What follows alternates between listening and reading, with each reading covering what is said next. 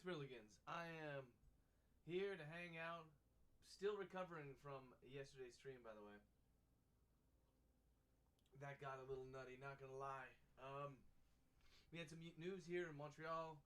Yesterday, they said they're locking us down for another 4 weeks. So, I mean, that means I'm gonna be here with you guys every weekday for at least the next 4 weeks. You gotta put up with me.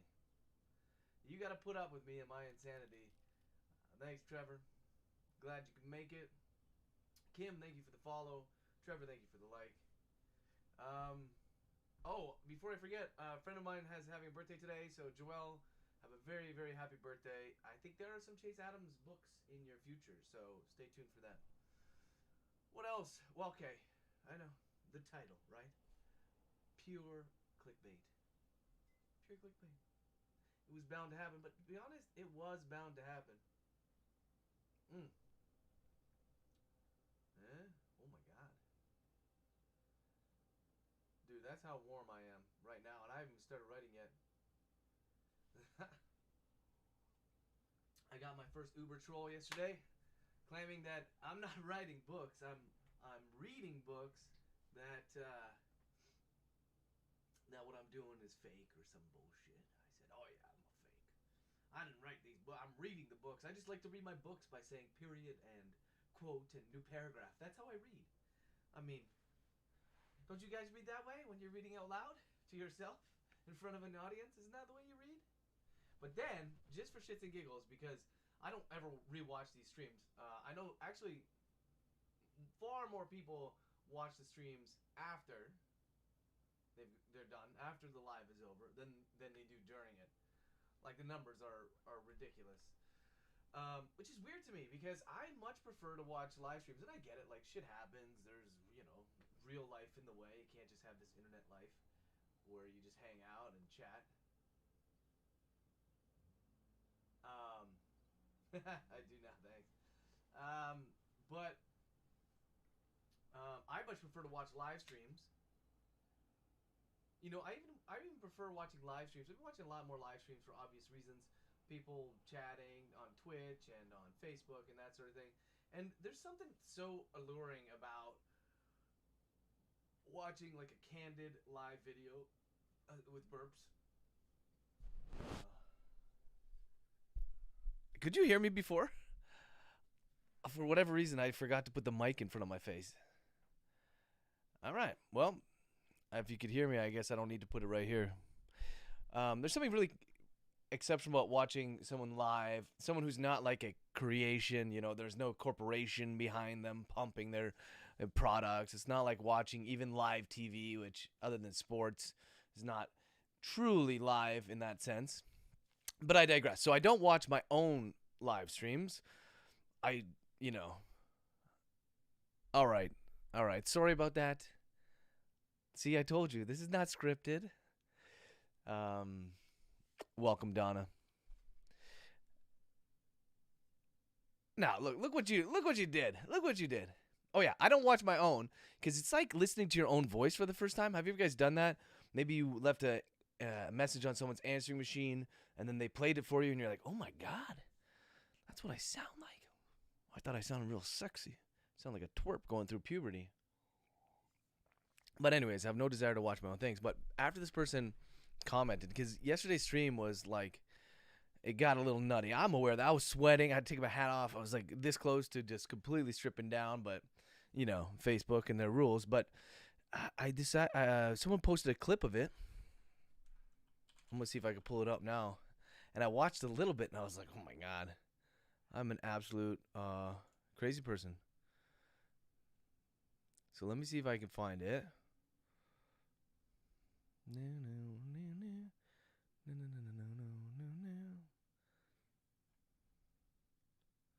I think it was on Twitch. Give me a second.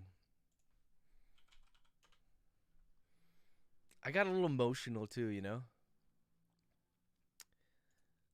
A little emotional.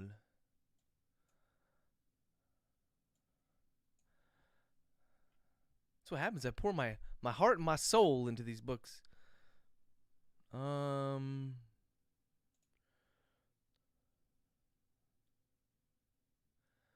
the...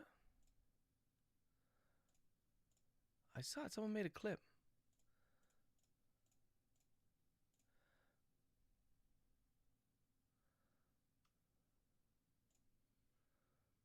Oh, right. Okay. Here. I'm going to see if I can play this video. I'm not promising I could do this every day. And in fact, get out of here. In fact, I can't, obviously. Or else I would. But that's just like the status of the book, amongst other things. So let's watch this for just 1 second. I know.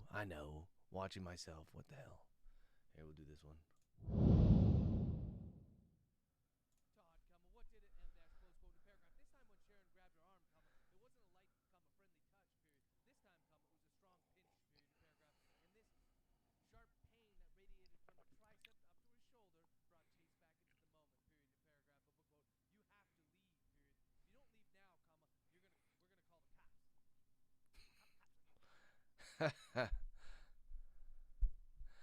Yeah, okay. So that's what I think that's the clip they were referring to when the person was like, nah, you're reading that shit. You're not actually writing. It's too fast.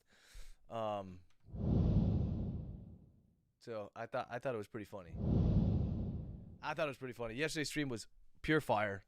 It was great, man. You get to these moments, for all you writers out there, you probably recognize this. You get these moments where things are just coming together. All this kind of pre-planning you put in, and by planning I mean like just the work preceding those kind of pivotal moments in the book, and they just come together the way you want it to, and you're just having so much fun writing it. The words are just coming out your lips or your fingertips. Like, I'm a poet too. Or however you get your words on the page.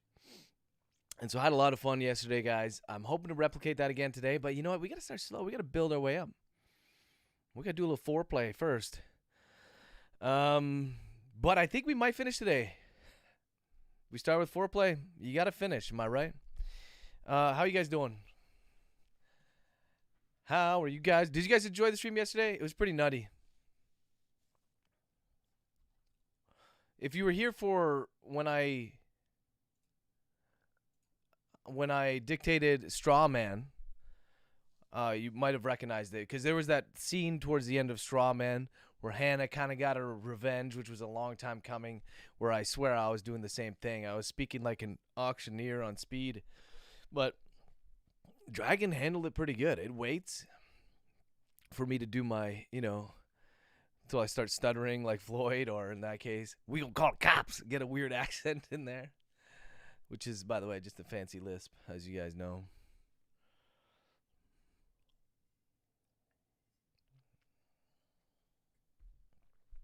We got a lot of good work done yesterday, too. And we're pushing, I think, something like 75,000 words this month. Oh, no, wrong button. At least 75,000 words.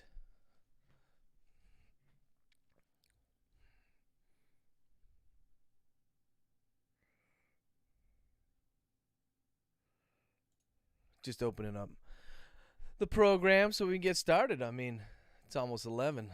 I don't think I've been this early all month.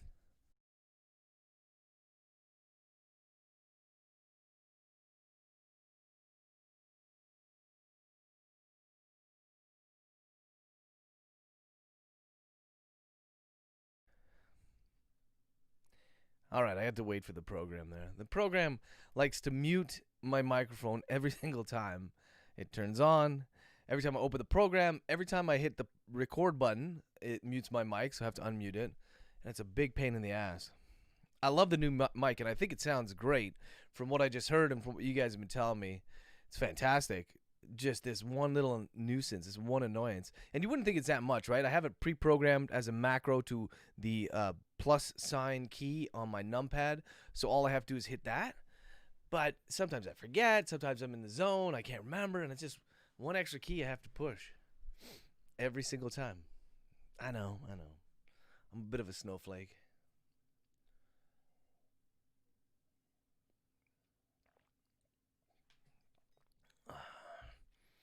But as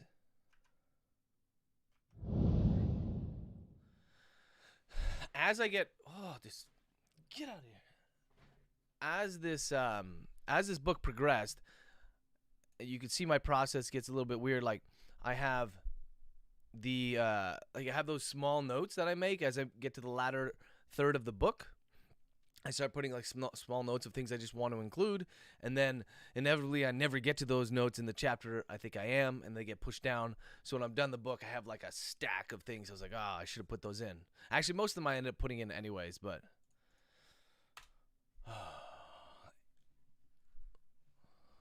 we left off yesterday. You gotta love the FARC, eh?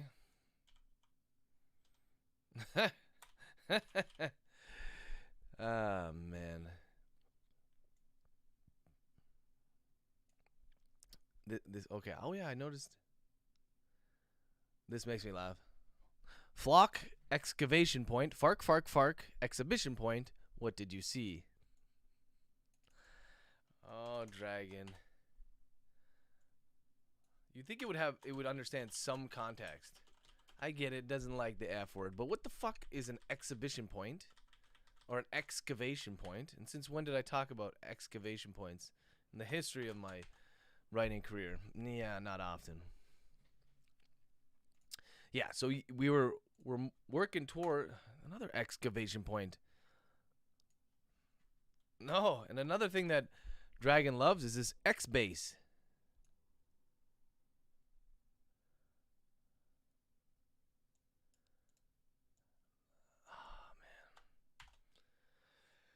All right, so we left off yesterday. We had a couple big revelations. We had Mr. Madison, whose name, by the way, is not fucking Mr. Madison, I know. His daughter's name was Madison, and I couldn't remember. So it's Mr. Madison for now. But Mr. Madison,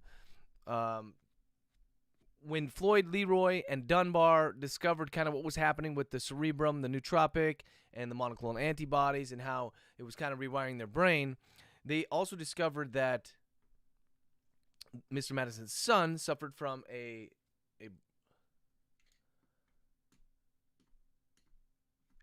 Wait a second. So maybe Dragon can help me out with my swears in real life? Okay. So I'll just go around saying FARC all the time? FARC. They're going to think I have Tourette's. Like a weird, like, non-obscene Tourette's. Good tip. So we had... So we had... They discovered what was happening when it came to the drug and how Mr. Madison used it on his son to help him heal his brain tumor. And then they went to go arrest him, and he took off, and he's just pure wasted all the time. And so they grabbed him, they nabbed him, and he pretty much admitted to doing that to his son, but when it came to his daughter, he says he has nothing to do with it. What'd I say? Fucking cats. So that's where we're at with that storyline. And then we have Chase, who went to visit the guy who was in the clinical trial for cerebrum, who also had a brain tumor. And she tried to get him to open up, but he wouldn't. And then he just kept repeating the same shit. Yeah, I see, it's real, blah blah blah. And she couldn't get out of him. And then when she gets to her car, she has a bunch of missed calls from Floyd.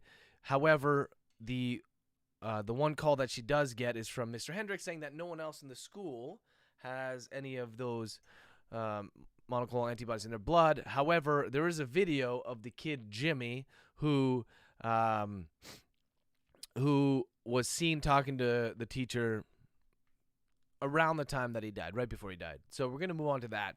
The first thing that we have to do is get back to Dunbar and Floyd, though. Oh, my God. What is this? Am I still... No, this cat. I'm telling you, man. Ruined my life.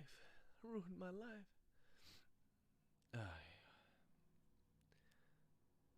Is a cat outside? I don't know.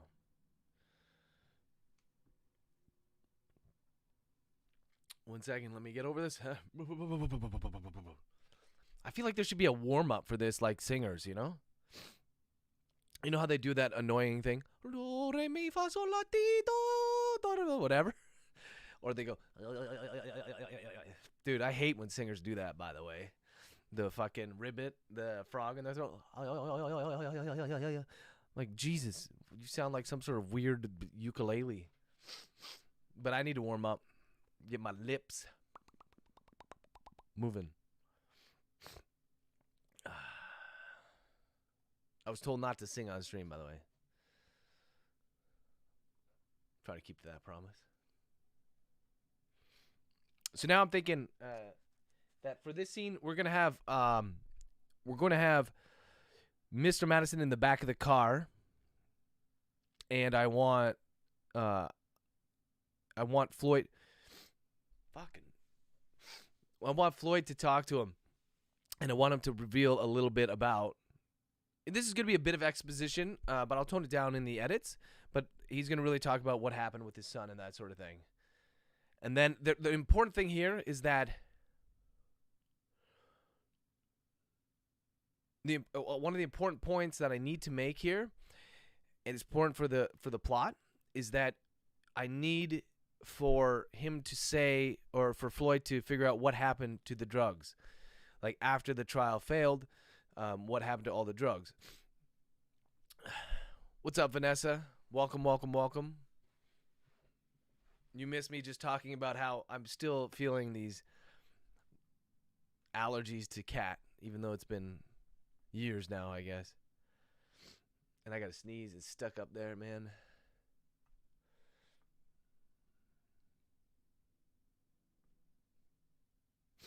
I'm not weeping. The book's not done. Maybe when the book's done, I'll start crying.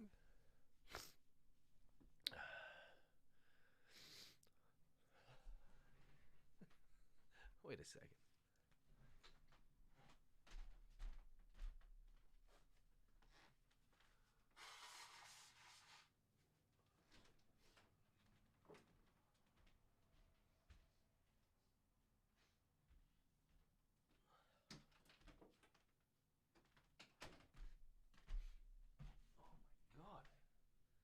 I don't think there's anything worse than having a sneeze stuck up in there. Oh, you think it's tears? It's from withdrawal from the cat, as opposed to just a histamine release because he's fucking dander or whatever they have. I'm gonna write a book about that. My next book is gonna be called Death of the Cat, and it's gonna be about a plague that wipes out all cats. And it's gonna be one of my happier stories. It's gonna have a happy ending, meaning they don't come back and there are no cats. Boom, bestseller. Boom, Amazon. Let's go. All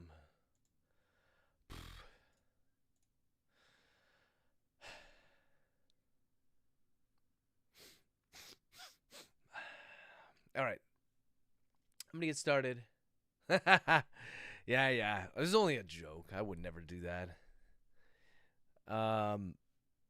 Let's get started. Hopefully I can work up to that same speed and fervor as I had yesterday, but no promises. Those moments just happen.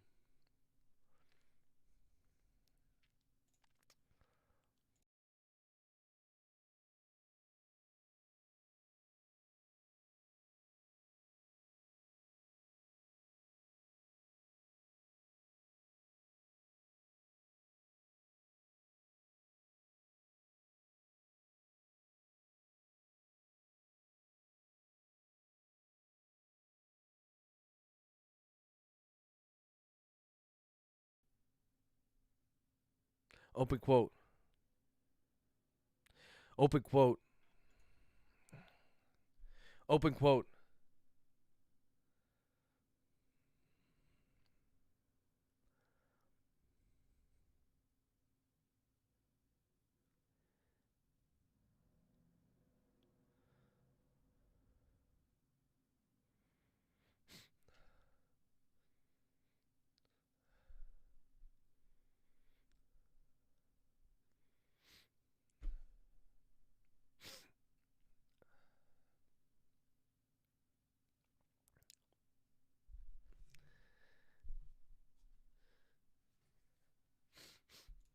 Dude, I swear the sneeze is there. I can't start. The sneeze is going to come out.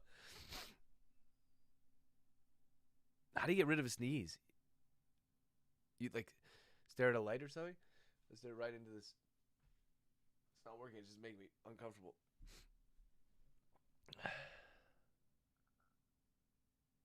is the worst. This is the worst feeling ever. Sneeze. Yeah, I know. I need to get this out, bro. So gross, dude. I know. This is what I was talking about, though. This is live. This is candid.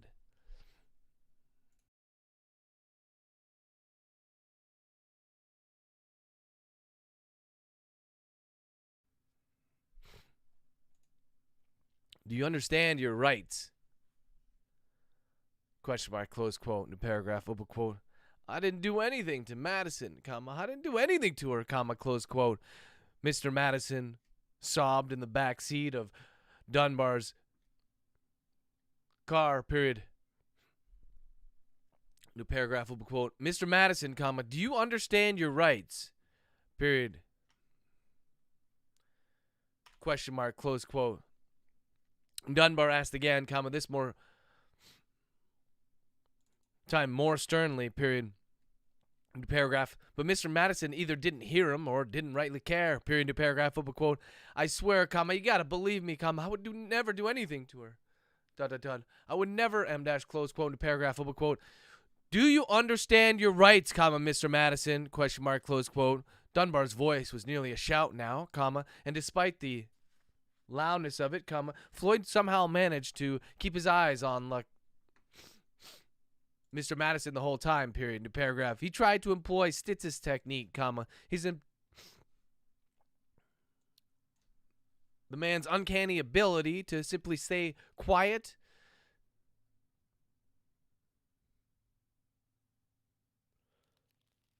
despite the uncomfortable nature of silence, comma, and to absorb as much information as he possibly could, period. New paragraph, open quote.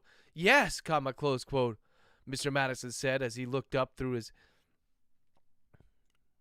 as he pulled his hands away from his face and looked up at Dunbar, who was leaning into the back seat, period, open quote. Yes, comma, God damn it, comma, I understand, period. I understand, period. But you need to understand that I didn't do anything to Madison, period. I would never do anything to hurt her, period, close quote. In the paragraph, Dunbar frowned, comma, but Floyd kept his expression neutral, period. In the paragraph.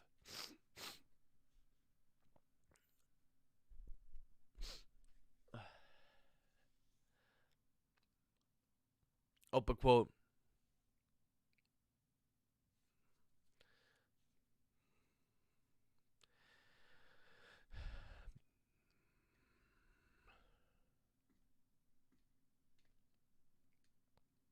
No, comma, but you gave her something that made her hurt herself, comma, close quote. Dunbar shot back, period. To paragraph. Now Floyd looked at Dunbar, comma, curious by the man's anger, period. He knew that Dunbar didn't have a wife or kids of his own, comma, but there was some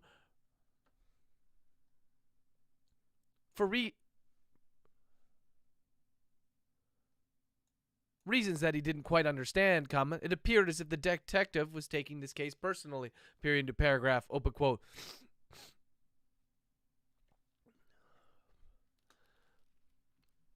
Please, comma, you have to, M dash, close quote, to paragraph, open quote. You were responsible, comma, Mr. Madison, period. You're responsible for M dash, close quote, into paragraph. And now, comma, Floyd finally took it upon himself to act, period. He knew that if Dunbar pushed Mr. Madison any further, that the man would resort to a shell, comma, that he would be Any chance of understanding exactly how this tragedy unfolded would be locked away in the man's mind, period to paragraph, open quote. Dunbar, comma, why don't you go check with the other officers, comma, make sure that the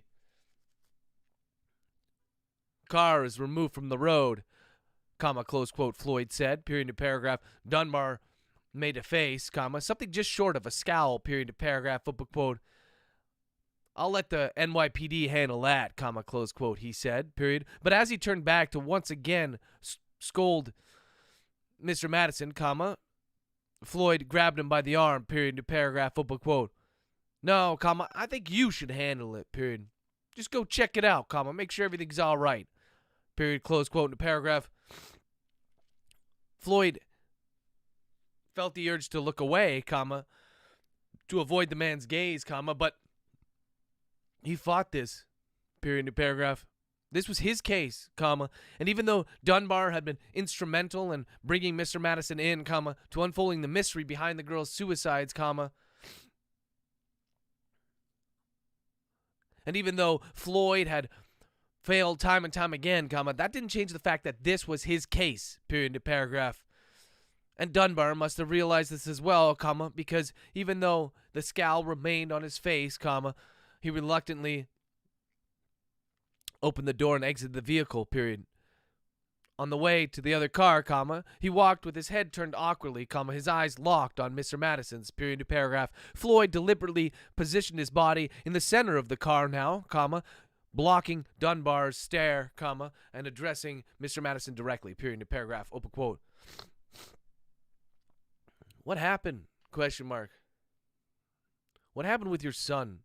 Question mark, close quote. He asked softly, period to paragraph. Floyd didn't know if this tactic would work, comma, but he suspected that it might, period. He'd already shown an incredible amount of weakness in front of this man, comma, weakness that he figured Mr. Madison might want to take advantage of, period to paragraph. But if it meant understanding more what had happened with both Mr. Madison's son and his daughter, comma, and the other girls and Mr. Horace, comma, it was something that he would gladly accept, period to paragraph. Mr. Madison looked at him as if he knew it were a trick, comma, but when Floyd just continued to stare, comma, to do his best Stitz impression, comma, the man eventually started to speak, period to paragraph, open quote.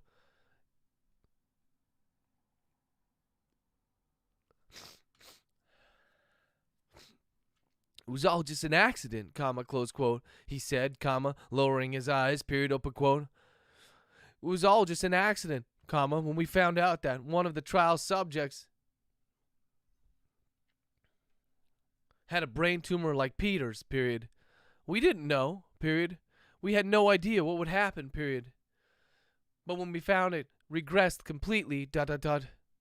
I had to try it with my son, period. Close quote. Now Mr. Madison looked up, comma, his eyes brimming with tears, period, open quote.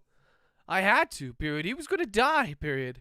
I had to give him the drugs, period. And it, ... it fucking worked, comma. Man, period, it worked, period, close quote in the paragraph. And now, comma, Floyd felt an unexpected pang of sympathy for Mr. Madison, period. Like Dunbar, comma, he had no children of his own, comma, but he could understand the man's desperation because he'd seen it many times in many people, comma, himself included, period to paragraph. What would I do if my son was dying from a brain tumor, question mark? Would I give him some cocktail of drugs that was experimental, question mark, even if the drugs induce strong suicidal tendencies, question mark, new paragraph. The answer, comma, of course, comma, was clear, period, new paragraph, open quote. It worked, period. And ... and Peter didn't even have any of the other problems, period. He never even thought about suicide, period. He was just happy to be alive, period, close quote in a paragraph. Once again, comma, Floyd just resorted to staring at Mr. Madison, period to paragraph. Leroy had done a good job of uncovering the likely relationship between cerebrum and the monoclonal antibodies, comma, which Mr. Madison had just confirmed, period to paragraph. But it still didn't explain what happened to Madison and her friends, period to paragraph. Open quote. I'll take all the blame for that, period.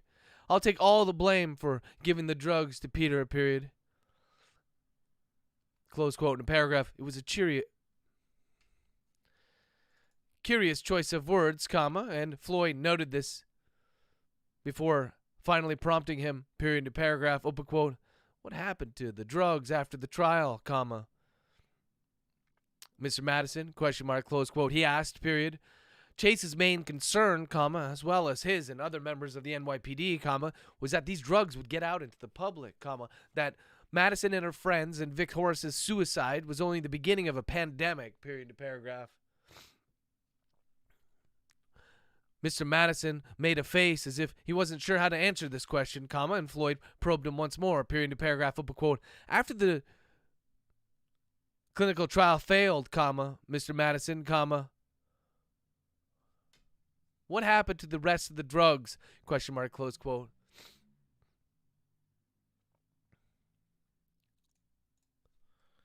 But I'd do it again in a heartbeat, period. I don't care that we were sued, and the only reason that they won the case is because that bitch, Vanessa,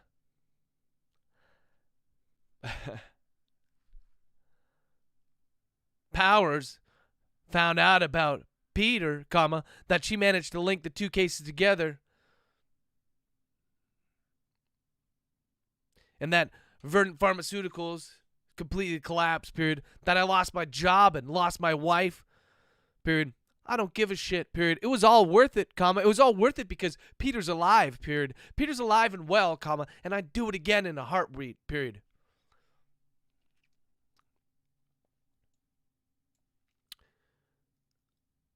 Of all the things that Mr. Madison said, comma, Floyd noted his peculiar choice of words, colon, I'll take all the blame, ... New paragraph.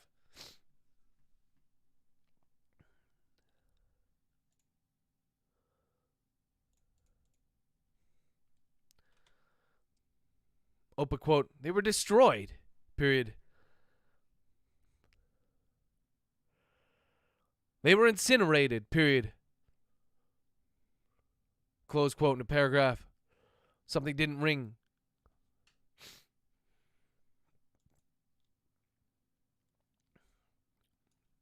Wasn't adding up, period in a paragraph, open quote. But the trial took place before you gave your son the medication, comma, right? Question mark.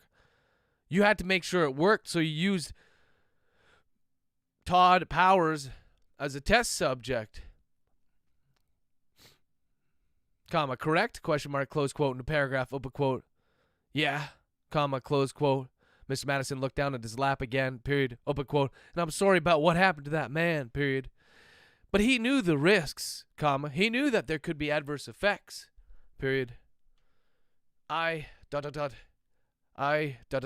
him, comma, Peter wouldn't be alive today, period, close quote in a paragraph, open quote.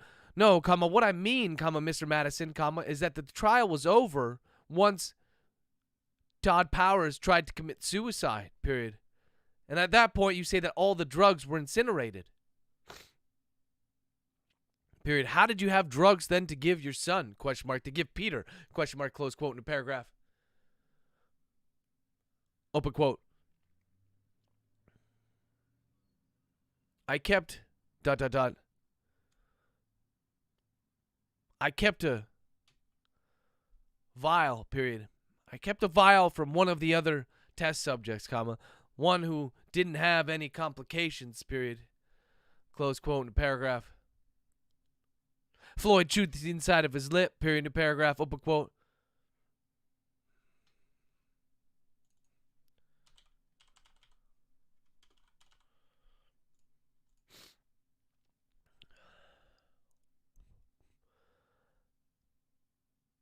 And how difficult is it to make cerebrum? Question mark.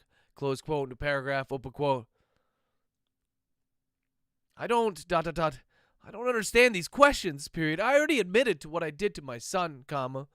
please, comma, just let me, dash, close quote, new paragraph. But Floyd wasn't going to let the man get off that easily, period. There were still some unanswered questions that needed to be addressed, period, new paragraph, open quote.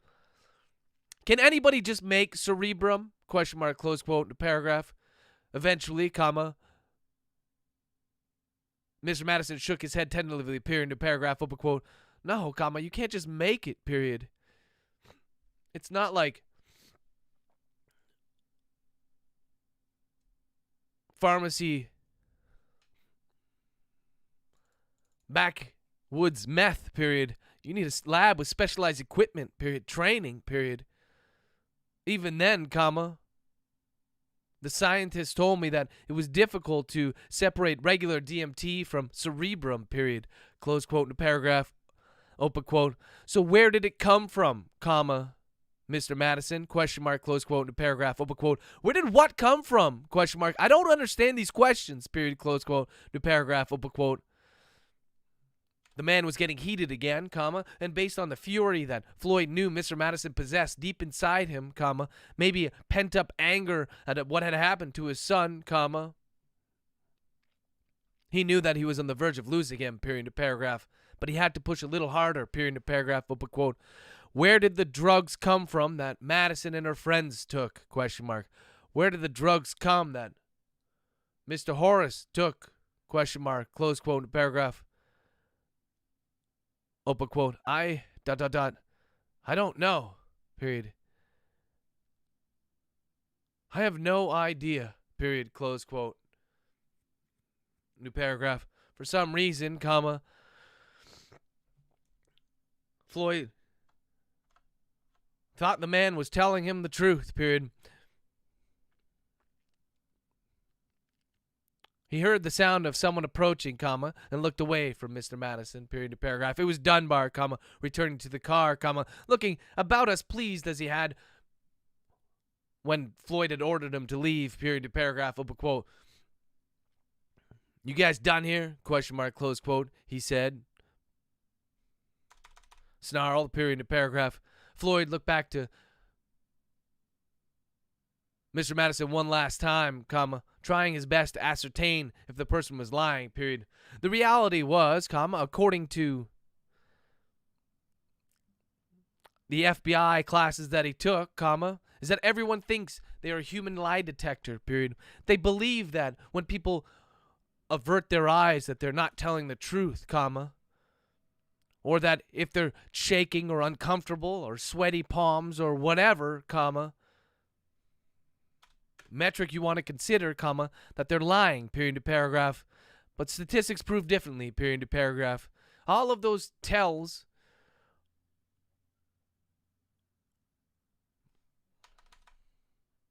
none of those tells, comma, even individually or in concert, comma, can reveal if a person is lying, period, to paragraph. For that, comma, you had to trust your gut.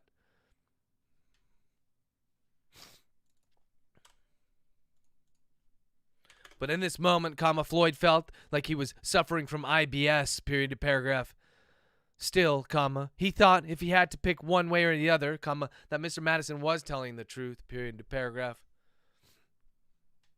Open quote. Yeah, comma, we're done, comma, close quote, Floyd said, comma, slumping back into his chair, period, to paragraph, open quote. Good, period. Now let's take this piece of shit down to 62nd Division, period, close quote.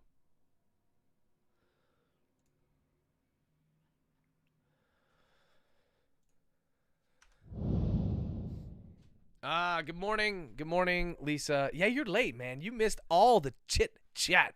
The chit-chat to start. What's up, Karen? Thanks for the like. Will, thank you very much for the like. Karen, I think you missed your happy birthday the other day, man. Everyone was shouting happy birthday to you. We've had a birthday comma. We've had a birthday comma every day this week, period, new paragraph. First Karen, then we have Vanessa, and then we have my friend Joelle. So happy birthday to all of you. Hope you had wonderful days. I'm sniffing now because this stupid cat, it's the bane of my existence. This cat, 2 months removed, 6 years removed, doesn't matter. They're evil beasts. Yeah, I know, I turned into a robot. Beep.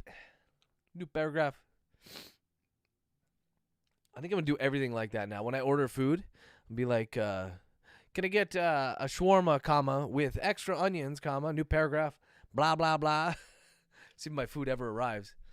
We're getting towards the end here, guys. That was a good chapter, fun chapter. Not the same excitement, though. We got to come down. You can't. I was telling my kids the other day, actually yesterday, because mornings are tough in the Logan household. Let me tell you, Logan's don't all appreciate the mornings. I mean, I do. I'm here on time every day at 10 o'clock, bright and cheery, each and every weekday. Like mornings are a bit tough, and the girls have a tendency, some of them sometimes, to get into these funky moods, right? And I tell them, like, look, no matter how angry you are in the moment, or even how happy you are in the moment, these emotions, you just can't sustain them. It's impossible. Like, you cannot stay furious for more than, like a minute maximum. So I told them to keep this in mind, and hopefully that'll help them come down a little bit faster. But on a similar note, it's kind of like these books, man. You can't write a book or read a book or dictate a book where it's like just here. Or as you can't be up here all the time. It can't be peak. You gotta have some downtime. I think I mentioned this a couple days ago when I was talking about chapter breaks and that sort of thing. But we'll get back there. I have a feeling that Chase is gonna get herself into a little bit of a pickle, and because of that, maybe we'll have some highlights like yesterday, because that was pretty nutty. For you guys who missed it earlier, I got a troll who told me that I'm not actually writing books. Or dictating books. I'm just reading from something, and that and so I played the clip. Someone clipped it on Twitch yesterday of me going blah blah blah like an auctioneer on speed. But I assure you, this is live. Oh man, and I still have the sneeze stuck up in there.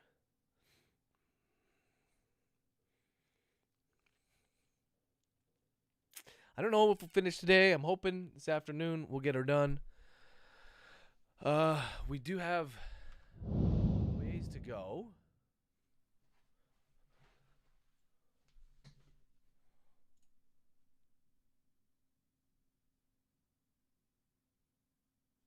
We have a ways to go. Oh, I forgot to update the word count.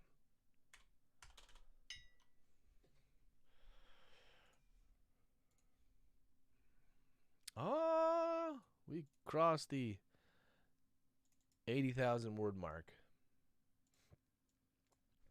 Let's go.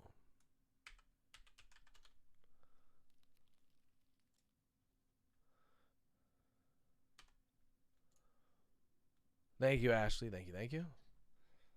All right, so yeah, we're at over 80,000 words. I remember I said that it wasn't going to be quite 100,000. I thought 85, 90. Well, I'm not really sure now. I guess I'm kind of hinting that, like, the story is definitely not done. There's more to it. And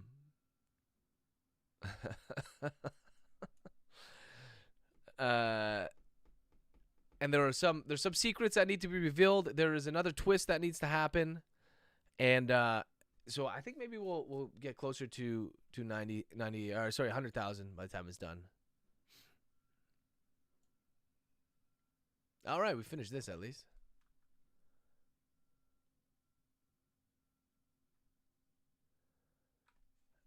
Except for this last part.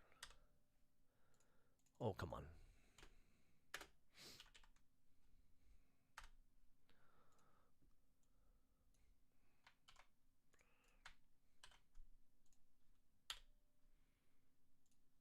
Feels so good to take those things off the list, like the things that I ended up noting down. Yeah, so you see, this is kind of my idea. I don't know if you can see it because my big old head is in the way. So this was what I had said. Okay, Floyd mentions a kid, and they go to Mr. Madison's house. They find the drugs left over and arrest him. So I clearly changed that. Obviously, they arrest him, but it's basically because he was running away, and then he admitted to it. And that works out much better because the main issue now is that we know these girls took the drugs, but we have no idea where they came from because they were supposed to have been destroyed after the trial. Mr. Madison claims they were incinerated. Either he's lying, or he's unaware of what really happened, or someone else is making the drug. We don't know. I mean, you don't know. I know.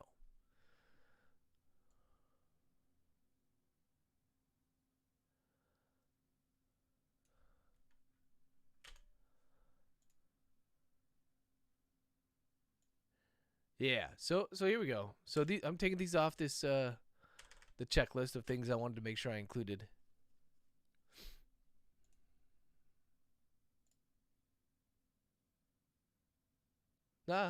Spoilers.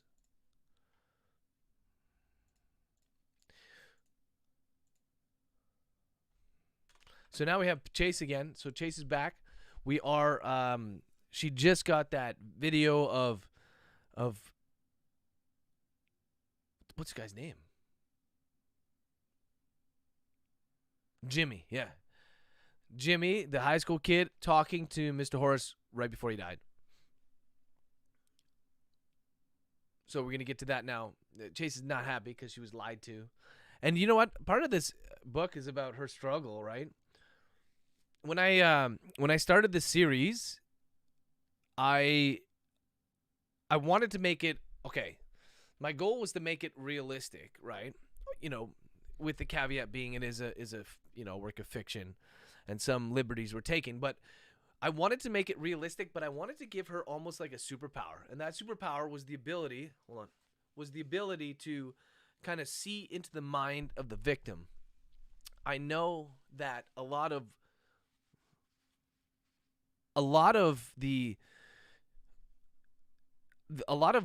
the fiction that tries to do this often puts the protagonist in the minds of the killer, so they are seeing from the killer's perspective, but I wanted her to be able to see from the victim's perspective, and then by proxy, right, you could kind of get some insight into the killer, but I didn't want it to be supernatural.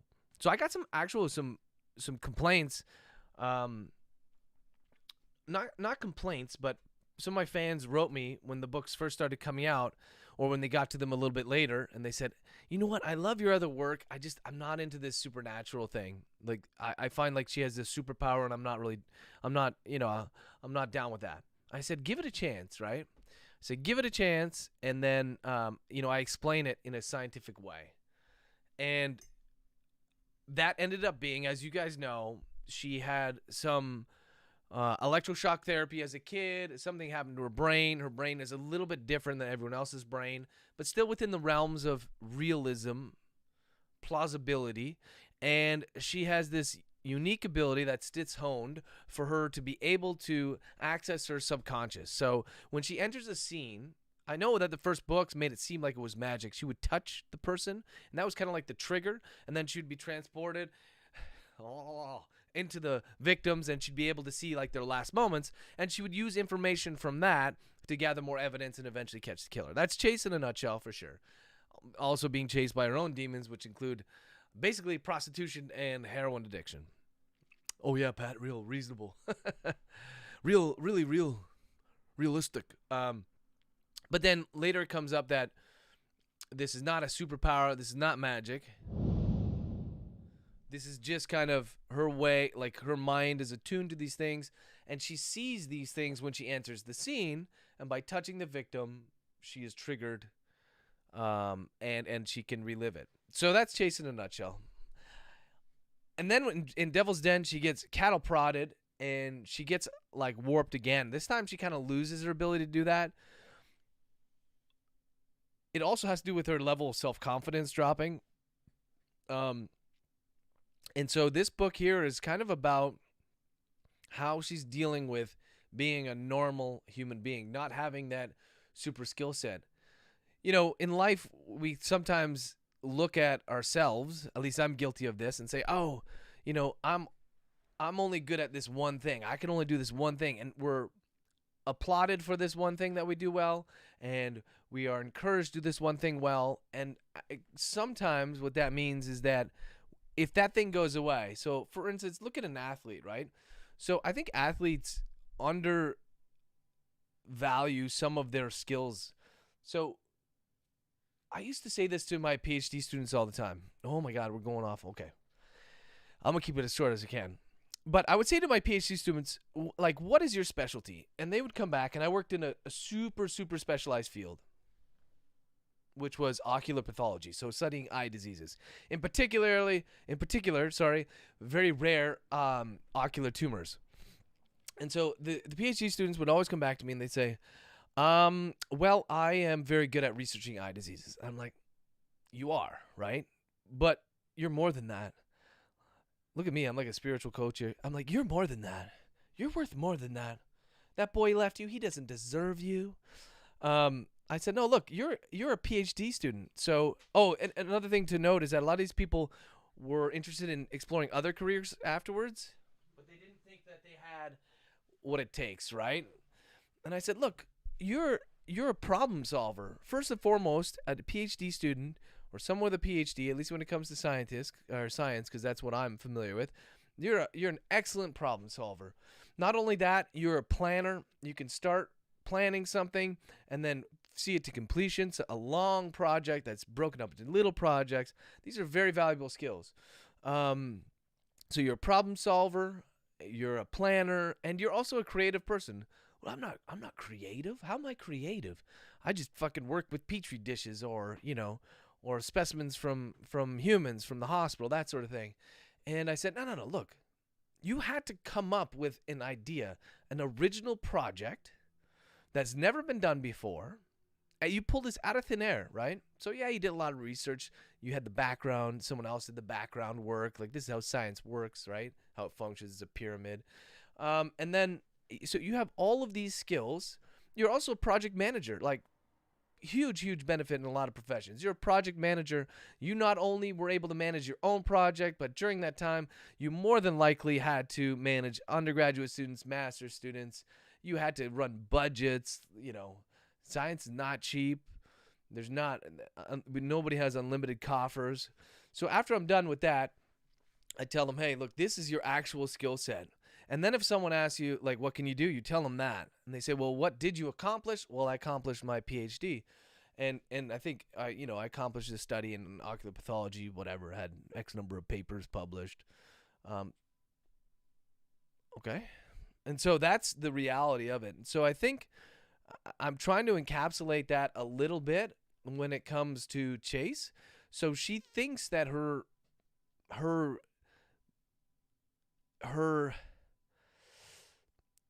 single greatest attribute, the only attribute that makes her good at her job at catching these baddies is the fact that she can kind of do this voodoo.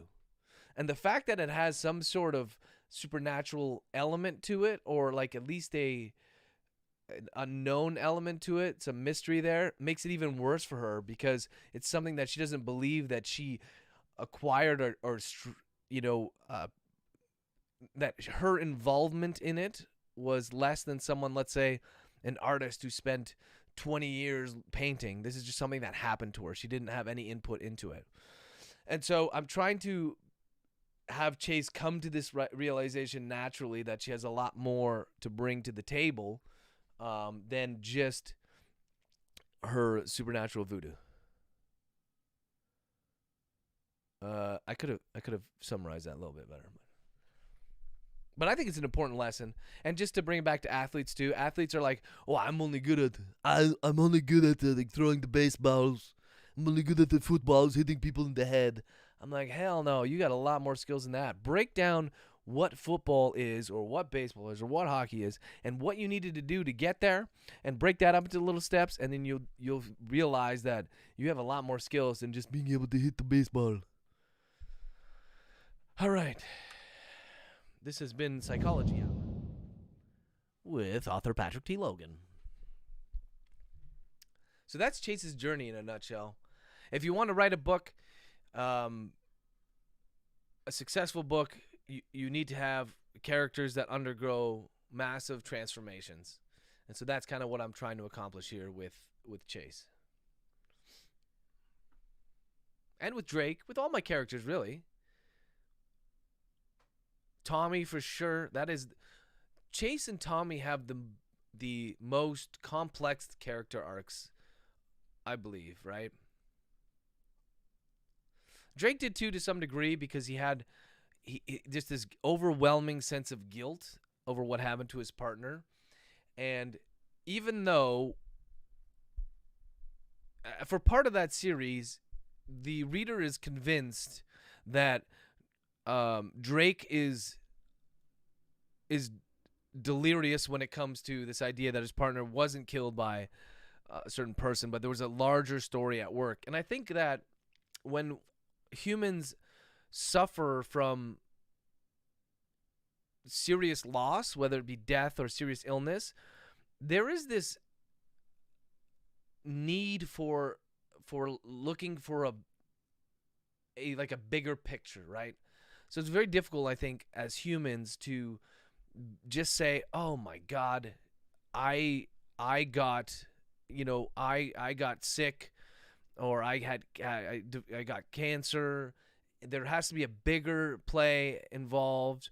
Or if someone this book is dealing with suicide, someone committed suicide, it has to be, there has to be some blame, right? I guess that's what I'm getting at. Everyone likes to blame something.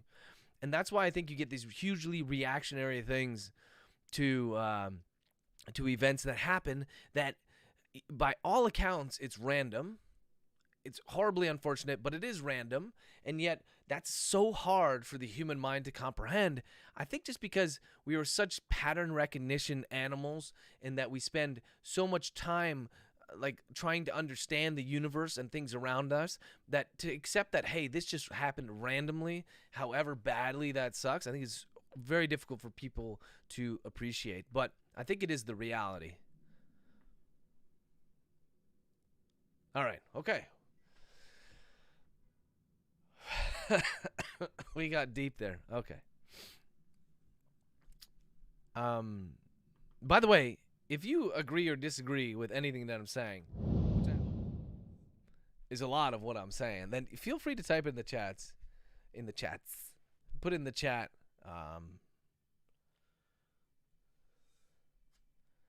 Yeah, I personally don't believe that there is a master plan for everybody. I think to some degree, we are in charge of, moment to moment, we're in charge of what we do. But in terms of the overall, like a more overarching kind of fate, let's say, we do have genetics and upbringing play a massive, massive role. And I don't know how much we can do on an individual basis to overcome those things. We hear these fantastic stories of people overcoming almost seemingly impossible odds to accomplish something when they have a severe disability, or everything is stacked against them, and yet they became super successful. And people use this in a strange way, I find, because a lot of people will use that as evidence of that the disability is not the disability is not something that holds you back, or that because they do it, then everyone should be able to do it. I hear that often, like, oh, this person did it. This person had nothing. This common story. Well, there's this person who was completely impoverished and couldn't make it into any school, were not even had any level of schooling because their parents were delinquents, and yet they went to college and they just audited all the classrooms. They slept in the hallway, they slept in the stairwell, and then eventually the college said, holy shit, this person is fantastic, let's give them a degree, or let them actually go to school or a scholarship, and so on and so on. And so people use this as evidence to say, see, look, everyone can do this. That's why this person had nothing. If they can do it, you can do it. And I think that's utter bullshit, man. The truth is, the reason why we're looking at these individual people is because they're outliers. So there's something that they did that no one else could do, otherwise we wouldn't talk about them. So we need to look at it from a different perspective. You got to look at it from the perspective of, this is nearly impossible to do it. This is great on this person for doing it, but to expect other people to do that, Comes back. There's another thing too that. Oh, okay. Vanessa, I'll take a break a little bit, guys. And when it comes to this, Drake felt guilty over his partner and totally shocked me regarding Jasmine. Yeah, but I think a lot of that stemmed from the guilt that he felt, right? So you remember when he was laying the pipe? He was laying the pipe, and he wasn't thinking about Jasmine, right? And I think that's one of the reasons why he has such a hard time being a father and being with Jasmine, because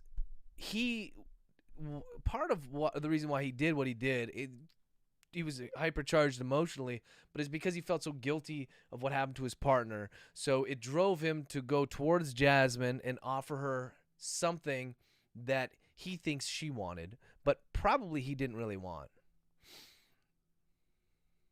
Yeah, laying the pipe.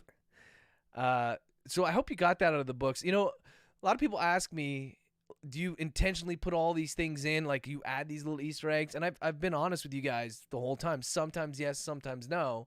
And even me just saying that to you now, Vanessa, I think that's the first time I've thought about it that way in my mind, let alone verbalize it. So I think it rings true, and I think that's what I was doing. I probably accessed my own subconscious to put that layer in there. But I don't always think about these things overtly. And sometimes, like, people come up with theories. You've done this before, and I've talked about this too, like The Great Gatsby. There's so much imagery there, and it's like, okay, at some point, you're just making shit up. Like, the readers are just making shit up. F. Scott must be like, yes, more depth. I just wrote a story about some sort of rich bachelor.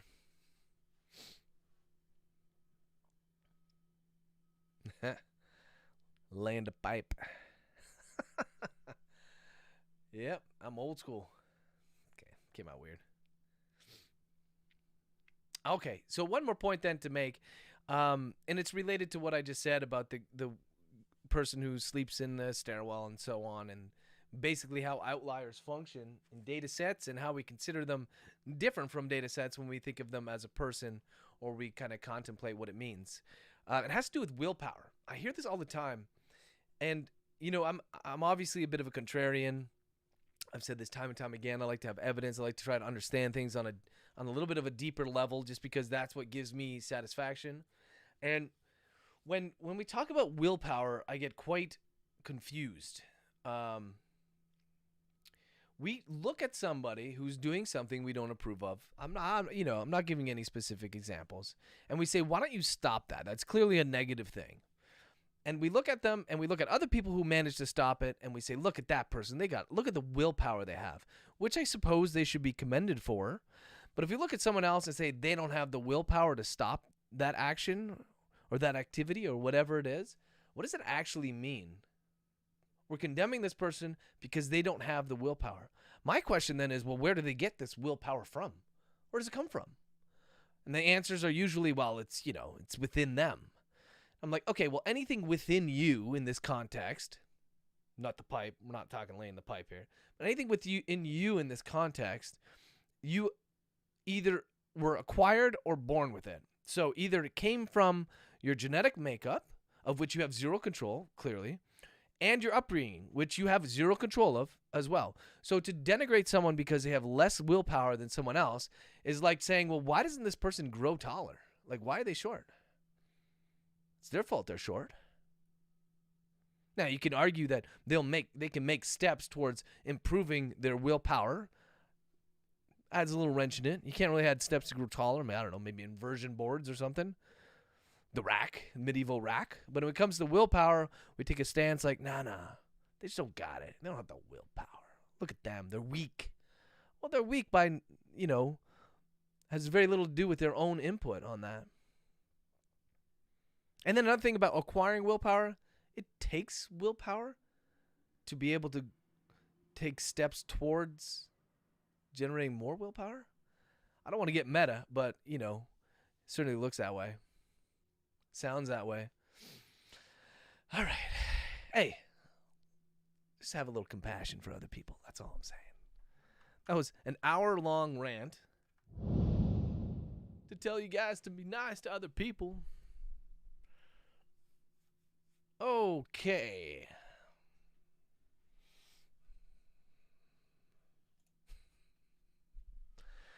I don't know. I don't know how I get set off on these triggers here. Gabbing. And now I got to get back into this book. All right. I hear you.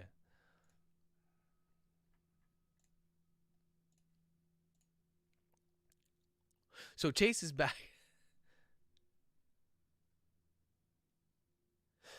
What do you mean to be a free thinker? Someone who thinks for themselves? Yeah, like, so Vanessa just said to be a free thinker is rare. I think free thinker is kind of a broad statement, but is there such thing as a free thinker? I mean, we're influenced by the news we consume, by the morals and values instilled in us and our parents, our teachers, our influencers, that sort of thing. I don't want to come off and say that, everything is predetermined. Yeah, not to follow the crowd, for sure. And I think this stems from like an evolutionary perspective where, we're afraid of being alone. When we were cave people, being alone meant you were pretty much dead. You had to rely on your community to support you in terms of nutrition, of getting food, right? You have the hunter-gatherers, but then you also have the people who cooked it, or the people who kept the baby safe, the traditional roles, I guess, of men and women as it came to evolution. And then you had the fact that you were safer in numbers when it came to attacks from other cave people or animals and that sort of thing. So the idea of following the crowd, I think, is something completely natural. It doesn't mean necessarily it's a good thing, but it's difficult to come up with your own conclusions. And nowadays, it's even harder, right? You think that with the access to information that we have, you'd be more likely to come up with your own opinion. But I think the opposite is true. We just have so much information. It's like information overload. How do you determine what is true, what is accurate, what is real, what is fake? I don't want to go on a fake news tangent, but coming from a science background where I spent 13 years assessing the validity of scientific papers, I could tell you it's next to impossible. And I'm not talking about people who are cheating and deliberately putting up things that are wrong or making up numbers in their scientific data. I'm talking about the way statistics function, the way conclusions are drawn. There's this massive problem in scientific literature is that the majority of studies that are done cannot be replicated. It just does not work, and we do not understand why that's the case. And these studies have been highly vetted, and yet when we try to replicate the results, like in a different location, a different lab, different people, you can't do it, or you don't get nearly the same statistical strength as you get the first time around. So,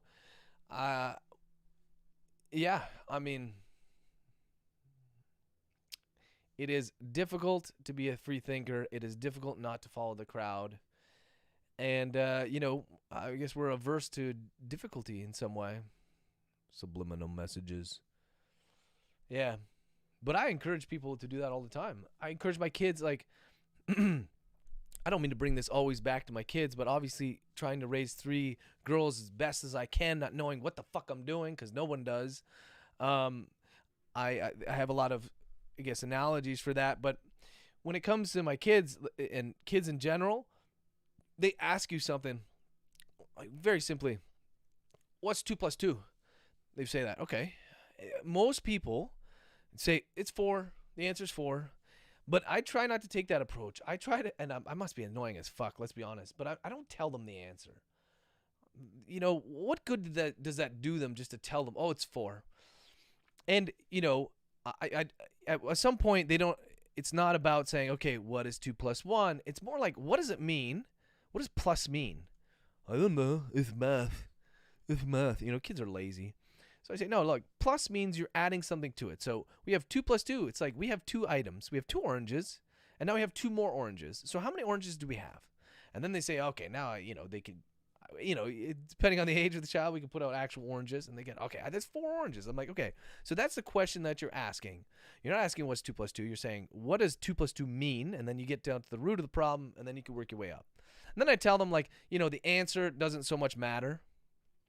I want you to get it correct, and if you do it properly, you should get to 4. But if you mess up, but you have the right kind of process behind it, you just made some mistakes, I think that's okay too. Let's just be more careful next time.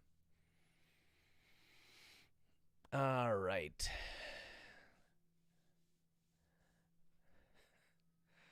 Should we get back to work here? Get back to writing or what? What do you think? What do you think, Vanessa? Should we get some Chase on the page? And I'll tell you, though, it is super hard to do that even as a parent. And I don't do it all the time because sometimes I'm lazy. And they're going to give pushback, too. They're going to be like, Dad, just tell me. Just tell me the answer. Or they'll be like, you don't even know the answer. You don't know. Like they're gonna trick me. This reverse psychology bullshit. You don't know what 2 plus 2 is. That's why. I'm like, no, I have no idea. No clue.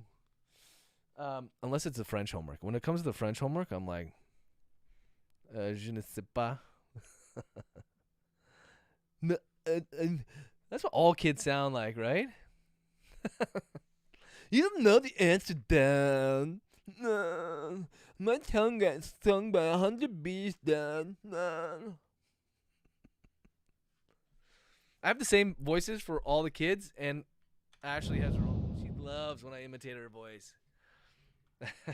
Because it sounds like a crotchety 80-year-old witch woman. It's not actually how you sound. That's how I think you sound. Oh, man. Cats. Stupid cats. All right. We going deep.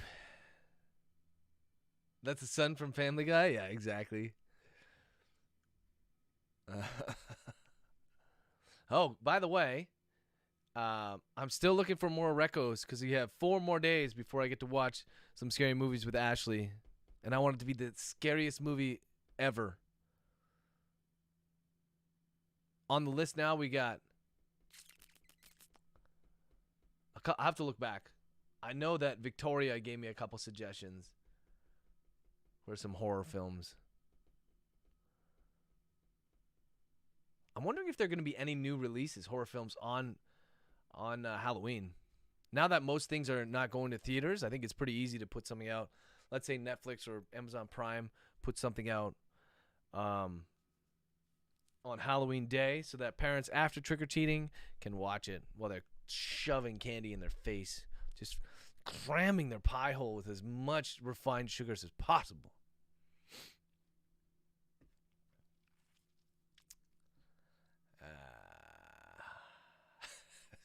It's hard. I got out of the zone there. I got to get back into the zone.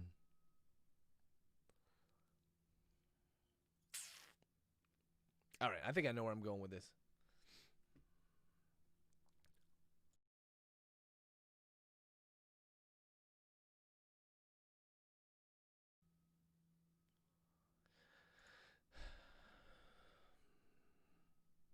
This time, Chase didn't even bother.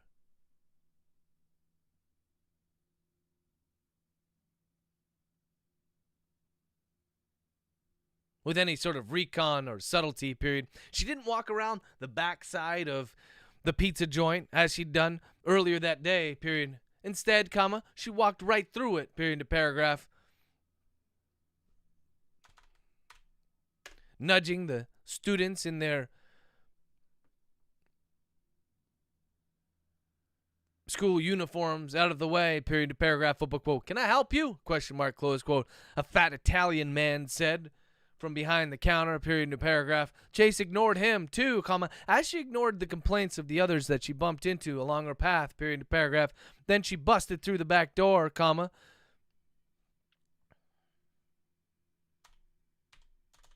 open quote. Hey, you can't go back there, exclamation point, close quote in the paragraph. Chase saw Jimmy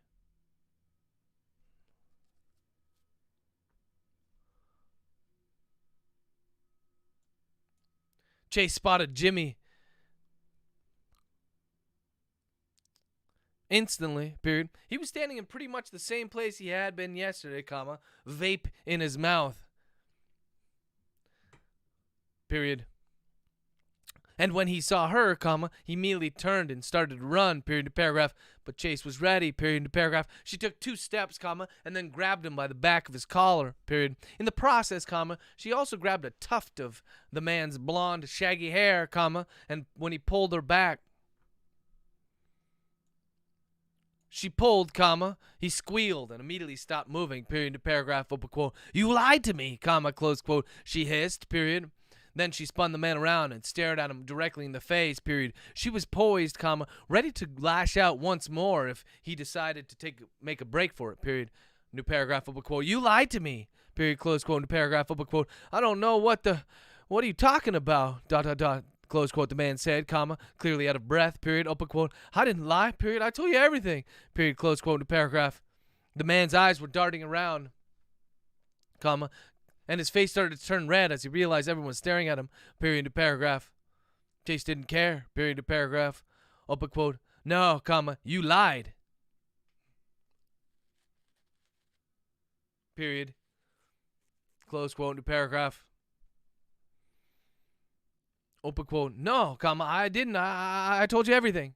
Period. Close quote into paragraph. Now Chase leaned in close to the man, comma, not for his benefit, comma, not to save Jimmy any embarrassment, comma, but to respect Vic and the girls, period, to paragraph, open quote. I saw you speaking to Mr. Horace, period. What did you say to him, comma, close quote, she demanded through clenched teeth, period, to paragraph. Jimmy looked down at his shoes, comma, and Chase's hand shot out, and she grabbed him roughly by the chin and lifted it, comma, then stared into his eyes, period to paragraph, open quote. What did you say to him, question mark, close quote, into paragraph.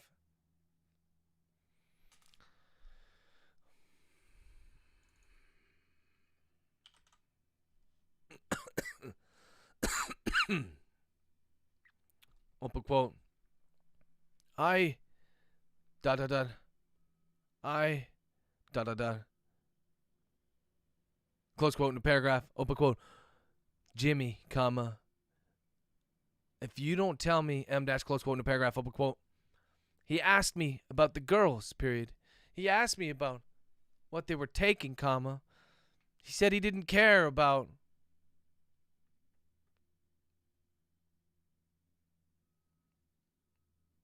the fact that we were such a strict policy at the school about drugs, period. He only wanted to know what they were taking, period. Where they got it from, period. He made me promise not to tell anybody, period, close quote, into paragraph, open quote.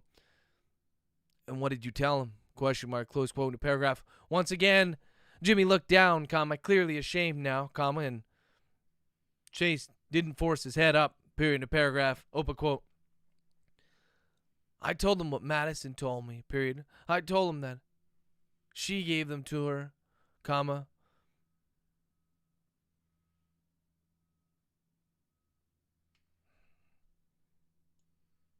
That she was struggling, comma, that there was so much pressure on her and that she just needed something to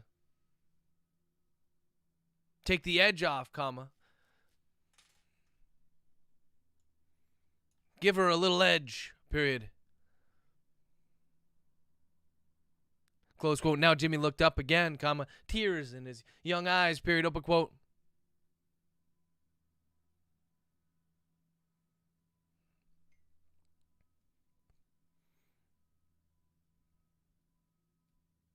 It was hard for her, comma, even though she was popular and pretty and smart, comma, it was hard, period. Everyone always looked to her for support, comma. Everyone looked to her for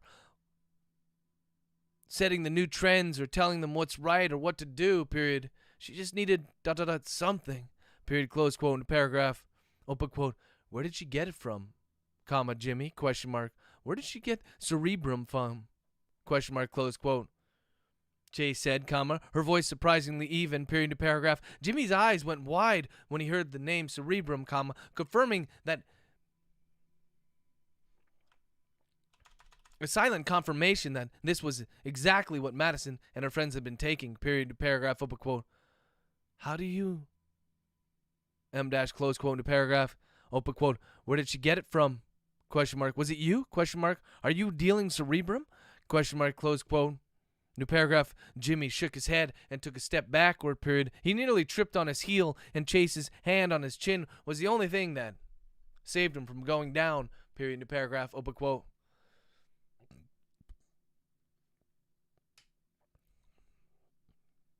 No, I'm not dealing anything. Period. I wouldn't go near that stuff. Period. Close quote. New paragraph. Open quote. If it wasn't you, then who was it? Question mark.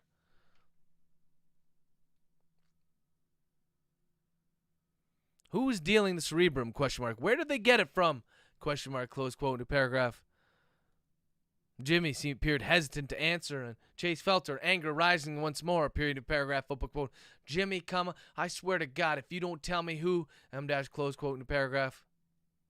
The boy's eyes shot up. Period. New paragraph. Open quote.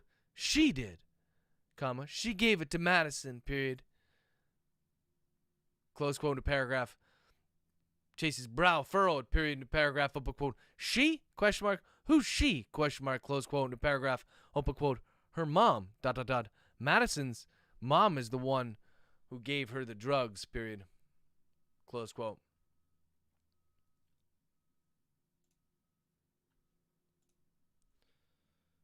All right. Another reveal here. I might actually continue that chapter. Put the asterisks. It's a good spot to end the scene, but I also think that there's something else needs to be. What's up, Doc? There's something else that needs to be added here. I think I need to have Chase remember that when she met with the guy in the psych facility, Todd Powers, that he mentioned something about a she. So, Mr. Madison is a bit of a red herring here. That's kind of my goal. I want to set him up as the fall guy. And then, we find out that maybe, just maybe, the mom's involved as well. So that's kind of what I'm getting at. And I think like I said yesterday, I really want Floyd and Chase to come up with figure out the culprit at the same time, but via different avenues. I just want to then, my goal in doing that is twofold, right? I really want Chase to gain some more confidence, and Floyd the same way. He needs to gain some confidence. And I like to show that they kind of complement each other. Because moving forward, spoiler, moving forward, I would love to have Chase and Floyd be partners. Chase and Floyd are going to be partners, for the cases to come. And in order to do that, I need to have Floyd offer something to that partnership. So when you had Stitz and Chase, that was easy, right? So Chase has this voodoo. Stitz is the calm, collected one, the analytical mind. And that was a good team. That was a good contrast that made for a good team. So I need to develop Floyd in a way that he can contribute something to Chase. Otherwise, he's just becoming a sounding board for her, and that's a bit boring. And a little cheap, too, as an author.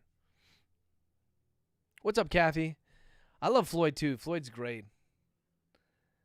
And I love Chase, of course. Floyd has come a long way. Remember he was just a driver for his uncle in Alaska with his stutter? Like trains. Trains. And I can't have Floyd's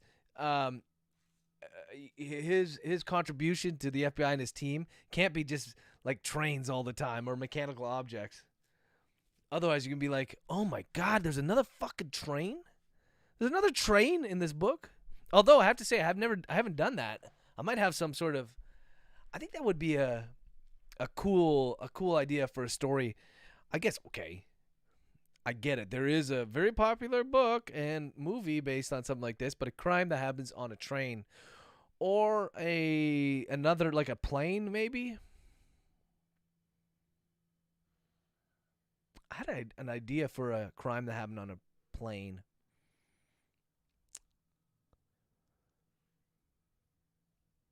Yeah, I'm gonna save that one. I haven't locked that one away. Yeah, it'll be an epic partnership for sure. Chase kind of teaching him. Stitz doing his own thing.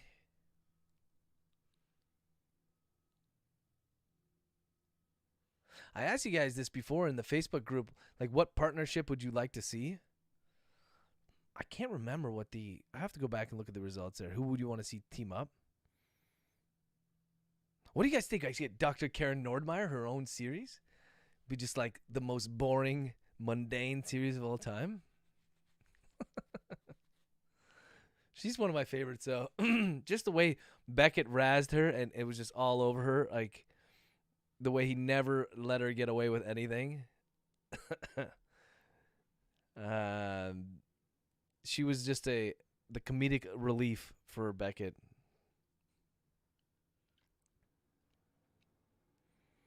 No, I know. I'm just kidding. I'm not going to do a Karen Nordmeyer series. Imagine, though, like she's a freak. Maybe she's like a freak sex addict. So during the day, she's like completely structured and...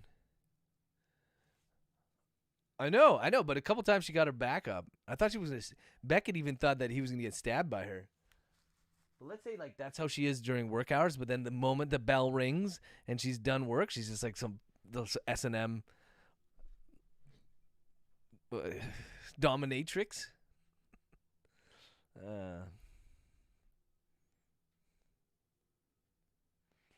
I think that would be funny. What are some other characters that I haven't explored so much? Let it go? You mean to say go? No way. Once an idea is like a virus. Once it sets its little talons in, then it's there. Dr. Nordmeyer, S&M Tales. What are some other characters that you'd like to see me explore more? This was the idea for the podcast doing with you guys, though, eh? The Thrilligans. That was that's something I still want to do. I thought the way it would work is that I would get on a Zoom call with one of you guys, one of you lucky Thrilligans. I think I might make it only subscribers, though, to be honest. We'll see. But it'll be basically who is one character that you would like to see, like a minor character, have their own series or have their own story about them. And then we would go on to talk during the Zoom call what you want that story to look like. And then I would write that story. Like it'll be a short story. And then at the end of the week, I'd be able to read it. I think that would be a fun way to get some of these other characters that just come and go to be more fleshed out with you guys' input. That means you guys got to pick the characters. There are a lot to choose from, especially in the horror books, although I don't know if I'd go back there right now. I delved a little bit into... Screech has become a major character, so I don't know if he fits that mold, but there's a lot to unpack there, especially when it comes to his brother. Recall the only reason he started working for Drake is because he was a shill. The DA wanted to put his brother in jail.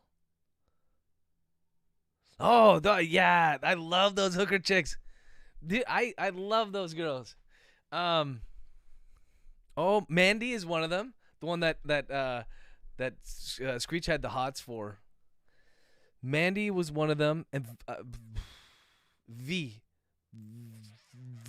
something starting with a V. I want to say Vanessa. It might be Vanessa or Victoria. They're the bomb, man. They're so fun.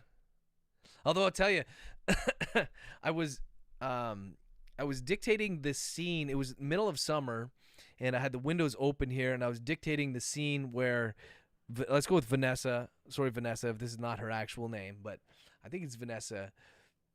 When she's in it's in human traffic when she's in that glassed-in box, and she's getting cattle prodded by the men because she's not doing what they say. She's not, I think they were like, window is open again, by the way. They were like, spread your cheeks, touch your toes, let me see what you're working with. And I was doing that scene, and, it was like yesterday. I get really loud, really speaking super fast. And I look outside, and there are some people outside just literally looking up. The blinds are open, and I was like, oh, shit. I have to get down. At least they saw me. If they didn't see me and they heard me be like, touch your toes. Touch your toes. Spread your cheeks. If you don't, I'll zap you. I know. They're so versatile. And I love bringing them back, too. I love, like, they came back in Almost Infamous. Drake just gives them a call. And they're like, oh, shit, yeah, we'll help out. Dude, I'm with you. There are so many stories we could do with that. And, I mean, they could be funny. They could do with some Johns.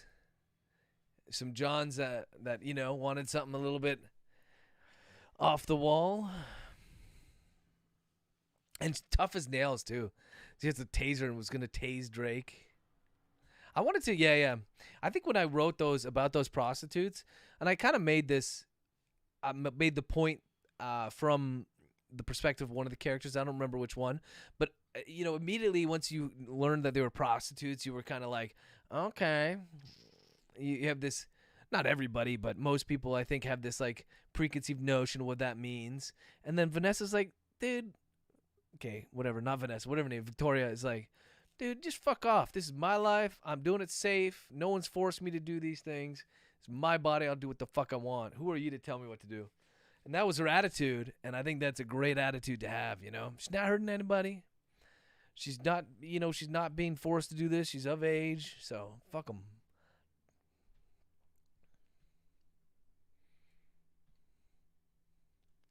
I think that harkens back. Yeah, there's harken again. Second time I've used that word in my life. To what you were saying, Vanessa, when it goes not to follow the crowd, to be free, a free thinker. It's hard to do though.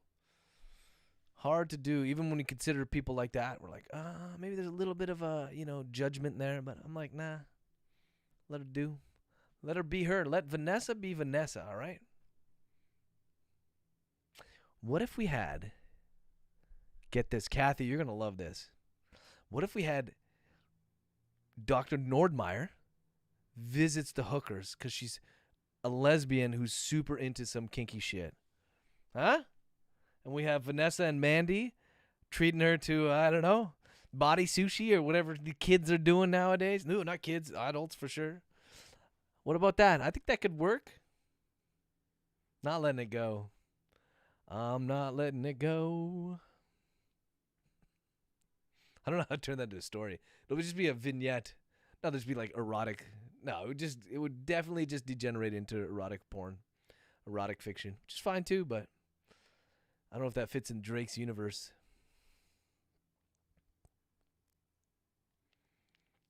All right. I'm not getting any complaints, so I'm going with that. I'm going with that as the first story is going to be Kathy and Vanessa combined have decided. Listen, Thrilligans, Kathy and Vanessa decided the first short story on the podcast. The first short story on the podcast is going to be Dr. Nordmeyer getting her rocks off with the hookers, Mandy and Victoria. Oh, we're on a Friday already? Man, it feels like a Friday. Every day is going to feel the same because Montreal shut down, so. Yeah, it's a horror story to you. Could be a horror story. Oh, so many possibilities. All right, I'm going to get back at it here. I think the ratio of this story written versus how much why would I hurt them like that? No, I love those characters. I don't love Dr. Nordmeyer. Dr. Nordmeyer is legit my nightmare. My nightmare during my academic career and afterwards, just the nightmare person who is like, no, the rules is rules. We cannot break the rules. Vivian. Might be Vivian. It's definitely Mandy, though. Yeah, it's that nightmare person who just does not want to break the rules. Who's like, no, there is a strict dress code. No tattoos. No funky hair. No beards. And so that's just like a nightmare person. I think at the time I wrote that, I came up with that character. I was obviously frustrated about that part of my life. So I was like, I'm just going to make this fucking brutal character. And who better just to tee off on her all the time than Beckett? Nobody, right? Beckett's the man. How do you guys like, by the way? Hey, I'm not sure if I'm going to keep it. I might keep it. Like, I love doing like small little Easter eggs like this, but the safe word is meatloaf. And I know that's one of my favorite jokes from the Beckett series.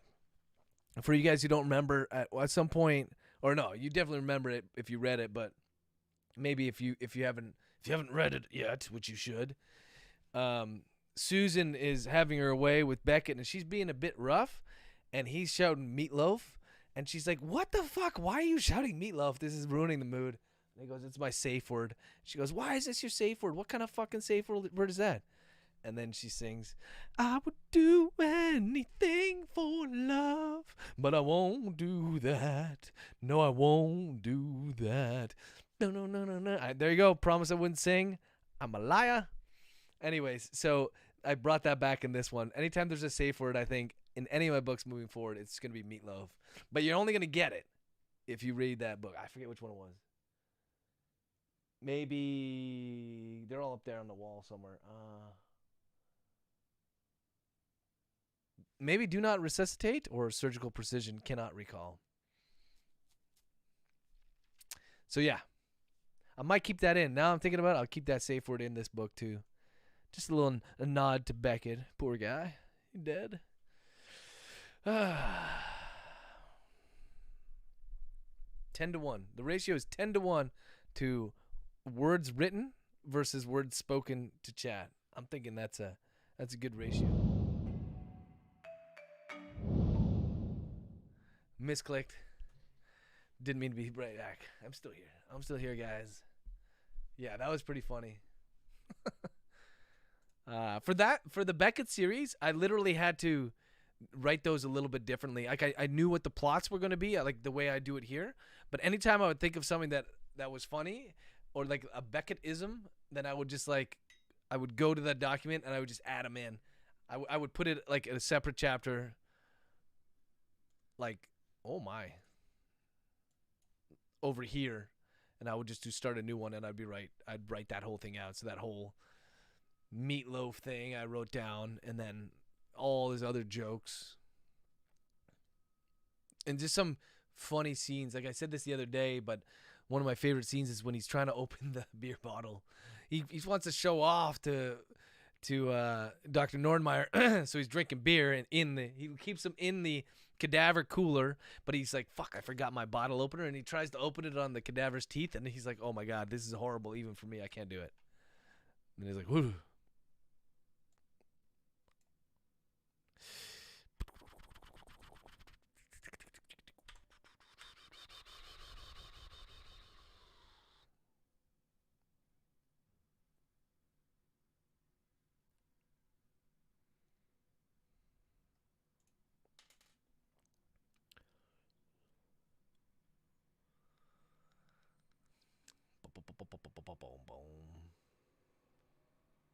I'm just trying to figure it out. It's the chronology right now. So yeah. No, so the chronology is going to be.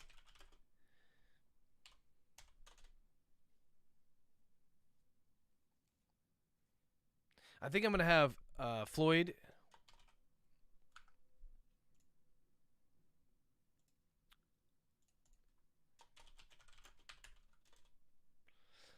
I think this will be a Floyd chapter.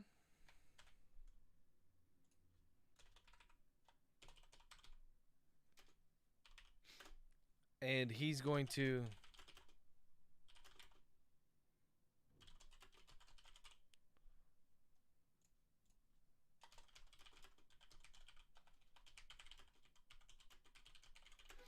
So another thing that happens too, as I get closer to the end of the book, not only... Okay, get over here. Not only do the do I write more quickly, but also the chapters get shorter. And this happens just completely naturally, but I really love the way it works. It's more like we're getting to the action phase. We're having the characters coalesce. We're having the ideas being brought together. And so because of that, sometimes we have some really short chapters where it's just like boom, boom, boom, boom. And again, natural, but if it didn't come naturally, I'd probably design it that way just to keep the reader interested, keep them going, not giving them any breaks. I really don't want readers to put the book down at this point.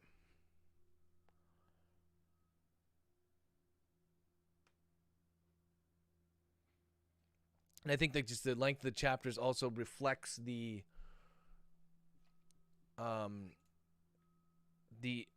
speed at which things are unfolding. And so it wouldn't make sense to me to have like a super, super long chapter.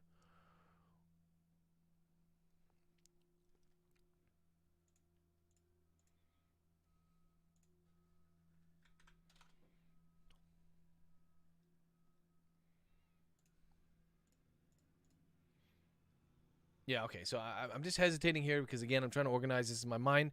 But I think I'm just wasting time. I'm trying to avoid doing that. So I'm just going to write it. And then if I have to switch it around, or if I'm still considering adding a piece to this chapter, like the next chase piece.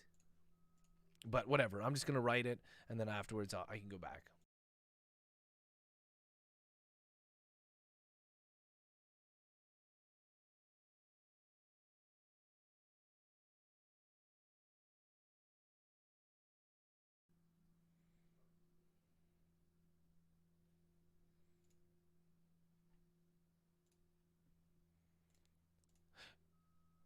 The only sound in Detective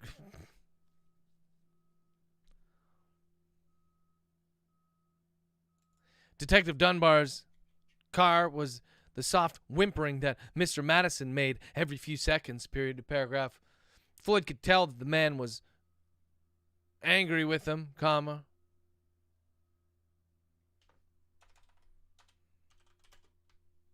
But this was the last thing on Floyd's mind, period to paragraph. There was something wrong with this whole situation, comma. There was something wrong with Mr. Madison's arrest, comma. There was something wrong with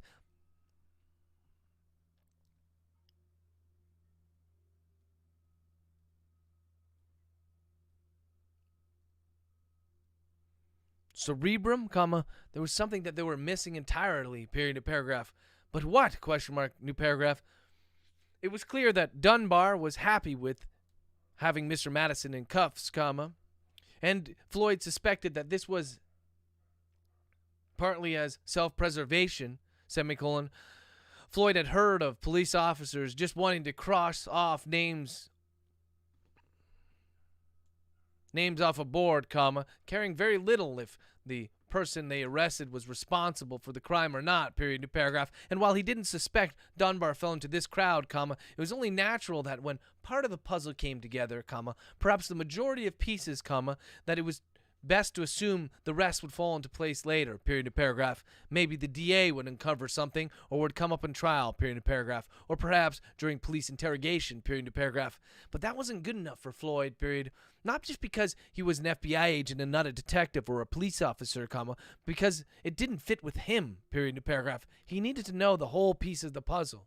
Period to paragraph. Open quote. Where did they get the drugs from? Question mark, close quote. He said,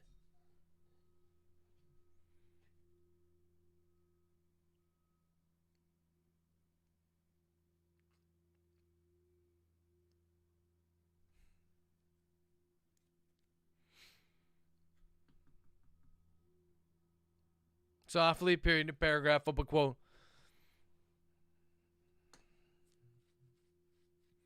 He gave them to him, comma, close quote. Dunbar barked, comma, his eyes still trained straight ahead on the road, period to paragraph. Floyd hadn't realized that he'd spoken out loud, comma, but then when the detective answered, comma, he looked over at him, period to paragraph. Dunbar's jaw was set, comma, his eyes locked, period to paragraph. Then Floyd flicked his eyes to the back seat, period to paragraph. Mr. Madison was a mess now, comma, clearly as Not only was he grief-stricken, comma, but he had sobered up some from when they'd first arrested him, period of paragraph. And when you sobered up after as much alcohol as Mr. Madison had likely consumed over the last few days, comma, the hangover came quick and it came hard, period of paragraph. And yet, comma, despite all of these factors, comma, Floyd still believed Mr. Madison when he said that the only drugs he took were the small vial, comma,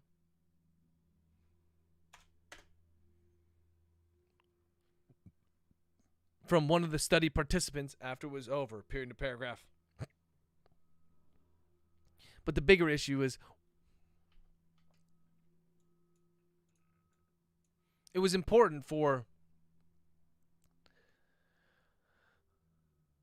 the case, comma, it was important for those who were suffering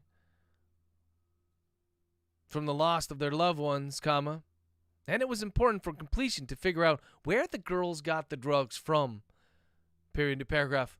But what was more important, comma, undoubtedly, comma, was to find out if there were any more cerebrum out there, period of paragraph.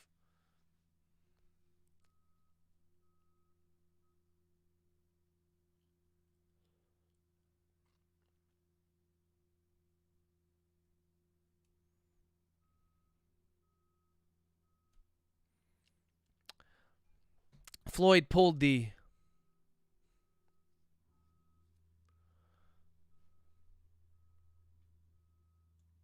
grabbed the folder with the information that they, no, okay, never mind, they didn't do that. Floyd pulled out his cell phone and started to scroll through the photographs that they'd taken from Verdant Pharmaceuticals, comma, or what was left of it, period. He wasn't so concerned with the monoclonal antibody, comma, because his understanding is... But his interest wasn't in the monoclonal antibody, comma, which he suspected would be completely harmless to anybody in the absence of cerebrum, comma, but instead he looked into the finer details of the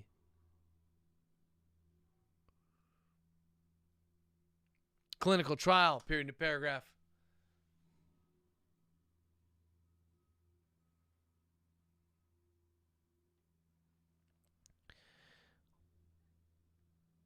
It took Floyd the better part of 5 minutes of reading mostly information and details that he didn't understand until he came across what he was inadvertently looking for, period of paragraph. There was a section at the end of the trial that listed where the drugs were disposed of, period of paragraph. Open quote. XYZ.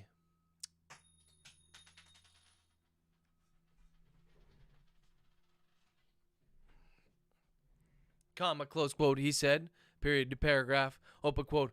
What's that? Question mark, close quote to paragraph. Floyd read the name again, comma, but this time in his head, period to paragraph. A quick search on his phone revealed that it wasn't actually too far from where they were now, period to paragraph. Open quote.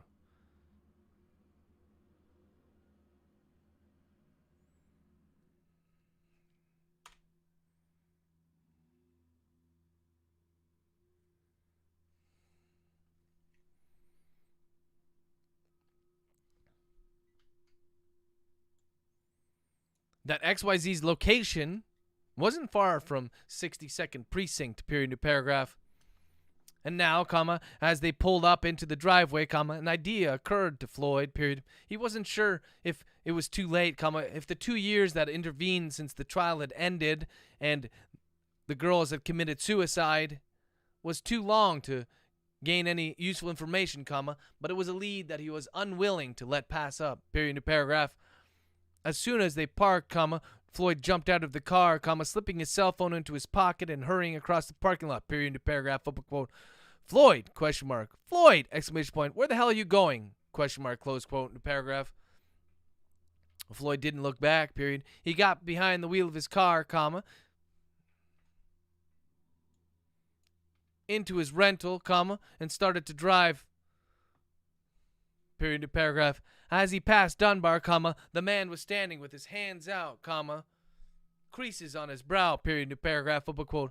Where the hell are you going? Question mark. Floyd, question mark, close quote, new paragraph, but Floyd just kept on driving, period.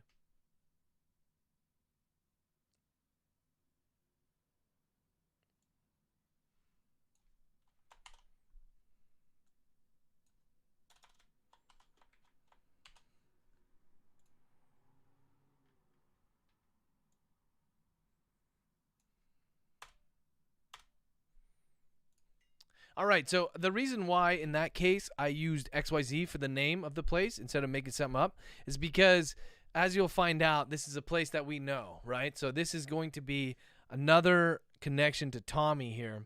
So remember when he goes to get the stuff incinerated, the biohazardous stuff, and he makes this whole thing about not, again, a little bit of a commentary on my part, but not wanting to go to the big box incinerator, let's say, big box store, and instead he went to the one that he liked because he liked the people better. Well, that's the place that I want to have been listed. That's the place that was listed on the clinical trial when they were disposing the location. The location that they disposed the drugs of was that place. Boom, hard stop. Next question. So I gotta remember what that is. I remember in Tommy's book there was that beefy ginger guy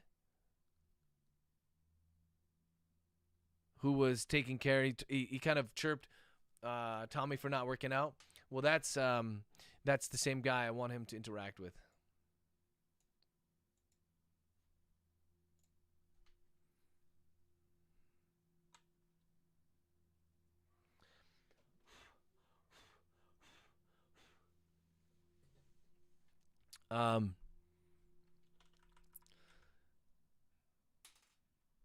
What are we sitting at in terms of words right now?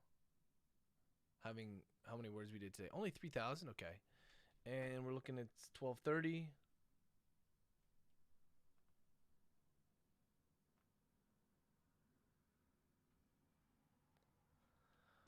I'm gonna do a couple more chapters here and then jump off for lunch. Maybe.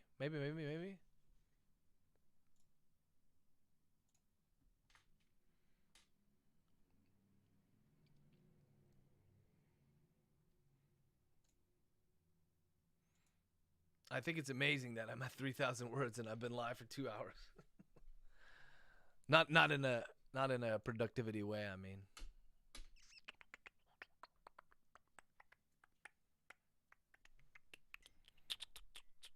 There's one plot point that is really stuck, that I'm stuck.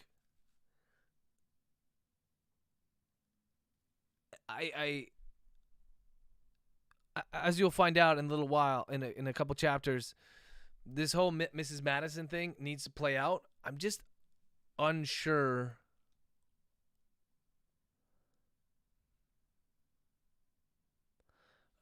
of which. It's hard for me to explain without giving way too many spoilers. So maybe I'll just leave it. That's the thing that's kind of a little bit holding me back here from just blasting through these last few chapters, because I'm trying to work that out. I don't know which one works better.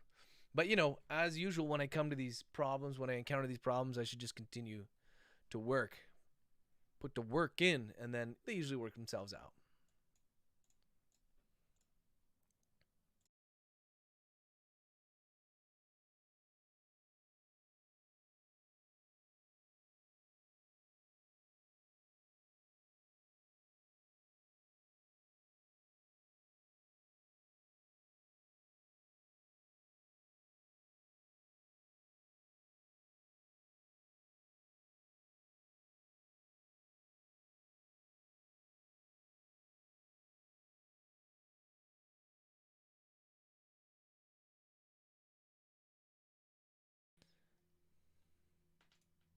Chase raced across the city, blowing through stoplights and stop signs.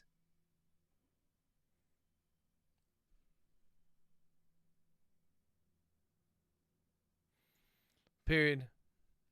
She made it to Mrs. Madison's house, and was once again taken aback at the discrepancy and luxury between Mr. Madison and his wife, period, new paragraph. But she shook this from her head, comma, and hopped out of her car, period. She ran up to the door and pounded on it with the heel of her hand, period, new paragraph, open quote. Miss Madison, question mark. Miss Madison, question mark.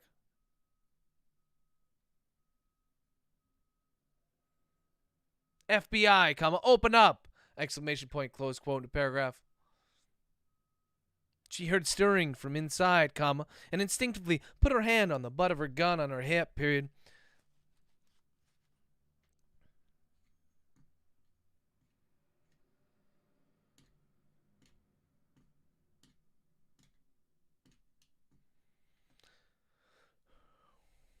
New paragraph, open quote. Mrs. Madison, exclamation point, close quote, new paragraph.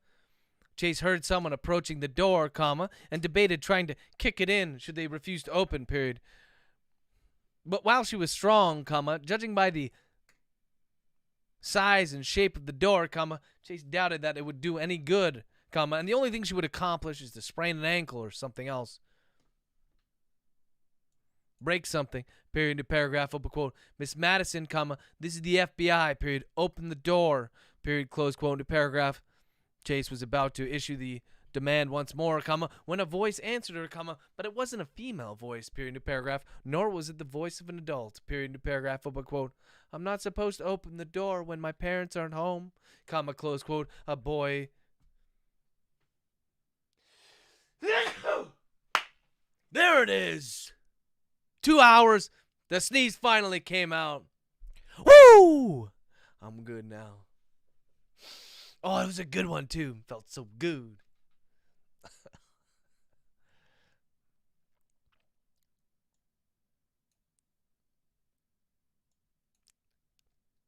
A young boy asked, period, new paragraph. Chase immediately changed her tone, period, new paragraph, open quote. Peter? Question mark. Peter, comma, I'm with the FBI, dot, dot, dot, close quote. She hesitated, comma, unsure of whether or not the boy would know what the FBI was, period. Open quote. It's kind of like the police, period. I wouldn't, M dash, close quote, new paragraph, open quote. I know what the FBI is, comma, close quote. The boy answered, period, new paragraph. Open quote. I'm 9, comma, not 3, period, close quote, new paragraph. Chase made a face, comma, realizing how out of touch she actually was with young people, period, new paragraph. This brought about a sudden vision of Georgina, comma, out of nowhere, comma, and she immediately banished it, period, new paragraph. Not now, comma.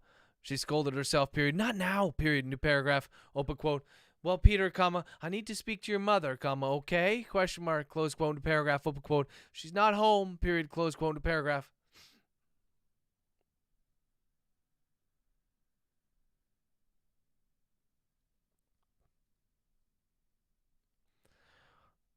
Open quote. Where is she, comma, Peter? Question mark, close quote, new paragraph. Open quote. She left, period. Close quote, new paragraph. Chase grimaced, period, new paragraph. This was like pulling teeth, period, new paragraph. Open quote. Peter, comma, how long ago did she leave, comma, and did she leave with anybody? Question mark, close quote, new paragraph, open quote. She left about a half an hour ago, period. And she left with her brother, comma, with Uncle.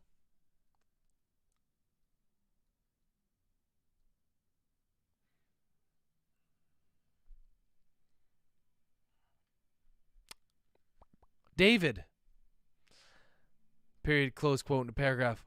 Uncle David, question mark. Who the fuck is Uncle David, question mark, new paragraph, open quote. Did she tell you where she was going to go, question mark? How long she was going to be, question mark, close quote.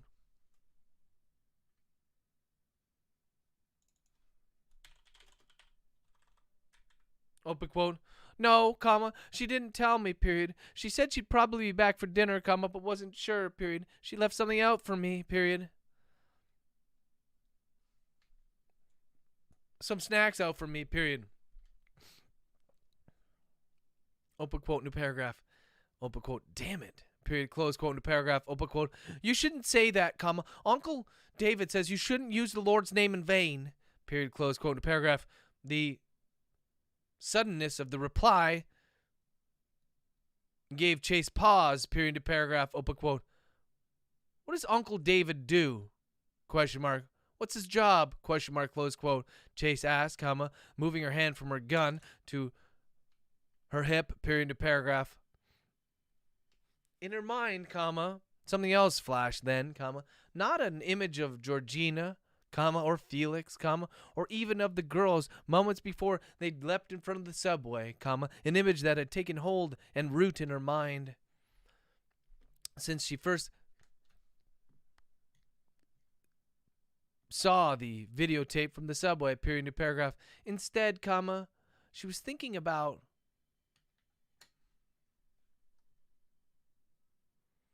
when she'd gone to Sky Derringer's house, period, when she'd been convinced that the phone was underneath the dresser, period to paragraph. Her eyes instinctively dropped to the small cut on her knuckles that she'd received from forcing her hand beneath it, period to paragraph, open quote.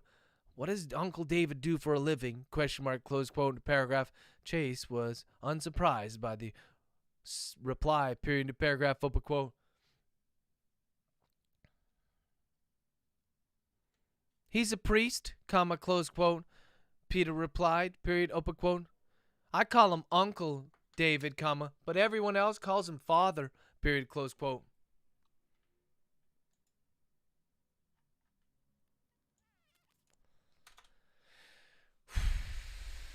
All right. So now we're getting some more details. We're getting a little bit more details when it comes to what might actually have happened to those girls.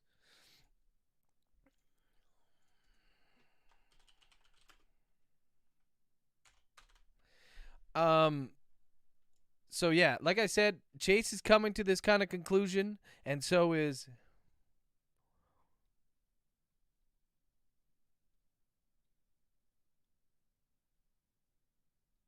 Floyd. Sorry, my brain is still working. It's still working out the details of that thing I was not really talking about moments ago. Oh, man, I don't mean to make this frustrating for you guys. I really hope it's not. Like, I'm trying my best to...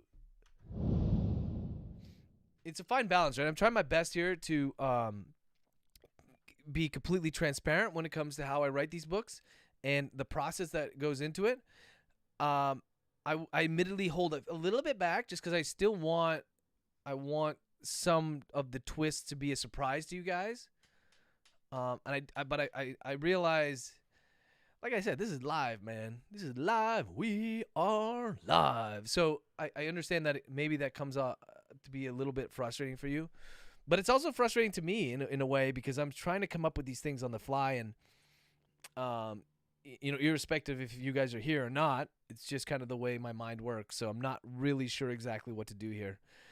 But the more that I think about it, the more that one of the two possibilities has become more. That is more. I have two ideas for what to do with Mrs. Madison and this guy David, Father David. Two ideas.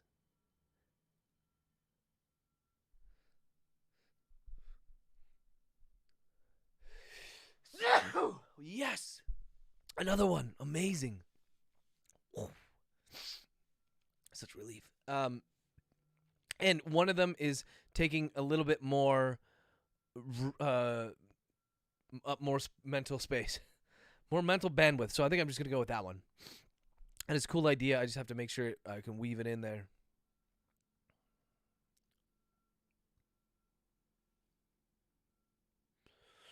Okay, I'm gonna roll with that. So now we have Floyd. We're going back to Floyd. Floyd is going to this place, MetaSafe. I don't know what it was called. It's something like MetaSafe in the Tommy books. MetaSafe, something like that. So he's gonna go there and he's gonna speak to a guy. That guy whose name I cannot recall, because names is the banes of my existence. Yeah. Let's go. Come on, chat.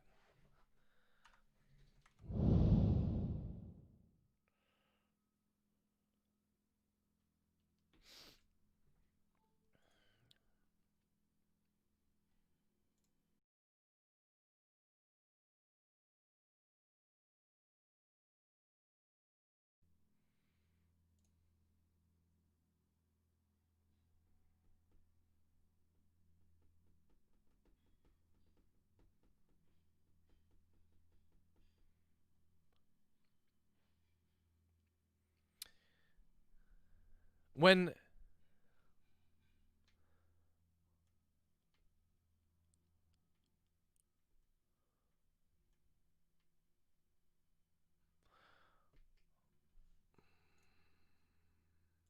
one second, I just had to add something in that Todd thing.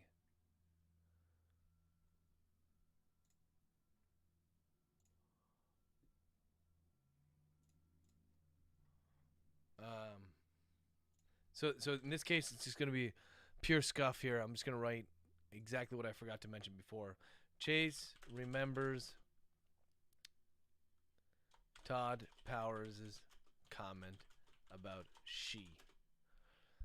Right. So like that was one like little hint that happened there. Todd was like, "No, she came up to me," and Chase missed it. So she's just gonna remember it now, because at the time, like they're all thinking it's Mr. Madison.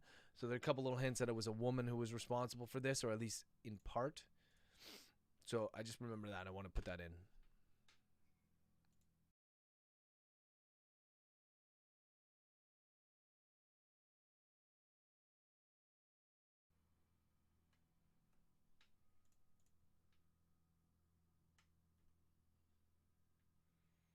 Floyd arrived at XYZ, comma. He had to double check the address, period, new paragraph, then triple check it, period, new paragraph, because it wasn't actually XYZ, period.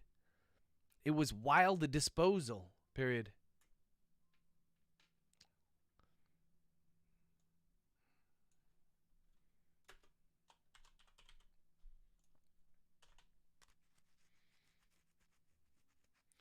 Floyd immediately recognized the name as being related to Wild Cleanup, comma, the company that had cleaned up Sky Derringer's house, comma, and the one proprietor of which was Tommy Wild, comma, the man that Chase had that meeting with, period, to paragraph.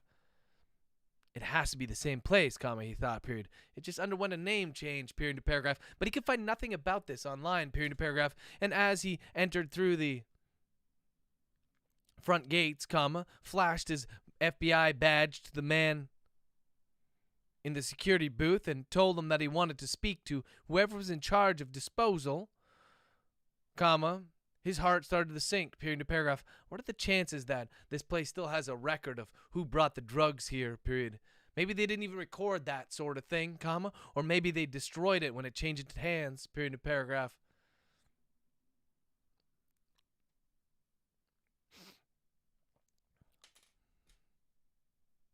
The man in the security booth informed him that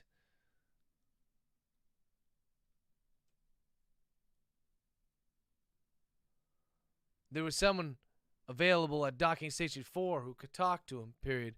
The paragraph. Floyd thanked him and made his way over there, period. The paragraph. It was clear that this place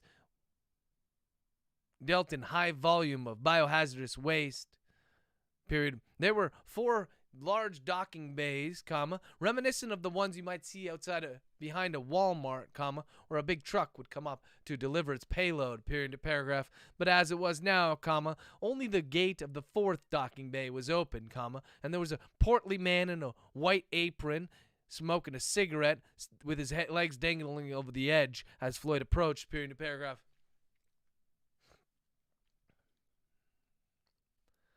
Floyd parked his car a respectable distance from the man, comma, and got out, period, to paragraph, open quote. Can I help you? Question mark, close quote. The man barked as he said as he exhaled a stream of smoke out of each nostril, period. New paragraph. Floyd fumbled with his badge as he approached, comma, pulling it out and almost dropping it, period, to paragraph, open quote. Floyd Montgomery of the FBI, comma, close quote, he said, comma, cringing at his own stutter, period, to paragraph. A small smirk appeared on the man's face as he took in a drag of his cigarette, period, to paragraph, open quote. What can I do for you, comma, Floyd Montgomery of the FBI? Period, close quote, to paragraph. Floyd's Floyd's upper lip curled as he strode over to the man, comma, putting his badge away, period to paragraph, open quote. Do you guys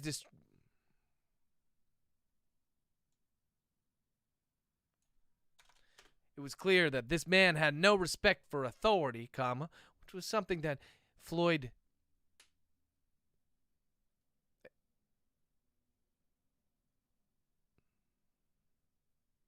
wanted to change, period to paragraph, open quote. I'm wondering if you guys keep records of all the biohazardous waste that you've destroyed of.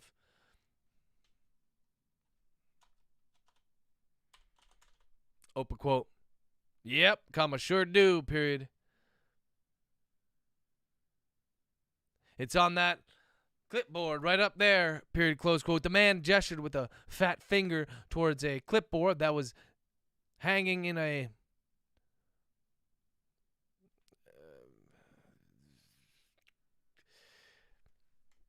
off the wall, period to paragraph, open quote.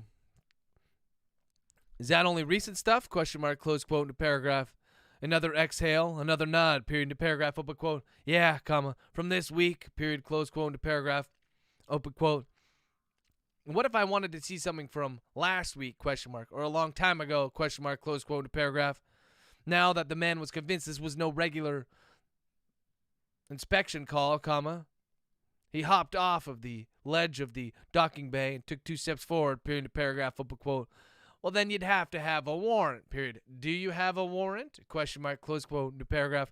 Everyone in this fucking world wants a warrant, period.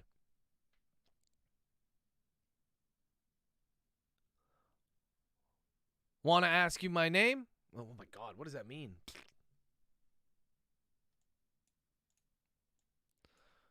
Want to know my name? Question mark, warrant, period, new paragraph.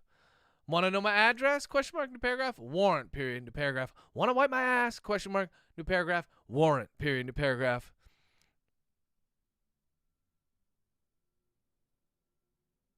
Floyd felt his temperature rise, period, new paragraph.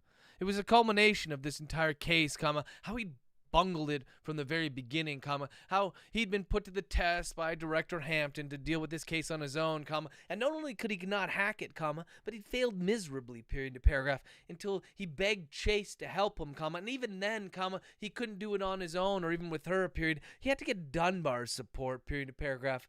This is your case, comma, Floyd, period. This is your case, period to paragraph. He made a concerted decision in that moment that he wasn't going to back down, period, that he wasn't going to let this fat ginger get away with it, period to paragraph. He was going to find out if they had records of who delivered the drugs, period. After the Cerebrum trial ended, period to paragraph. And if they did, question mark, new paragraph, then he was going to find out who was responsible for destroying them, period to paragraph. Warrant or no warrant, period to paragraph, open quote.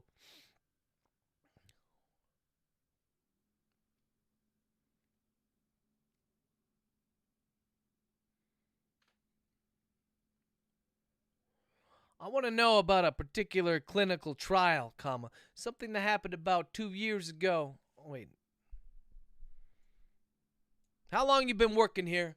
Question mark, close quote. Floyd barked, period to paragraph. The man was clearly taken aback by the sudden change in tone, period to paragraph. As his posture became more defensive, period to paragraph, open quote. I've been here for 4 years, period. I was here back when it was XYZ, comma, and I was here when it became wild cleanup, period. Disposal. Close quote in the paragraph. Open quote. Good, period. Because what I'm looking for is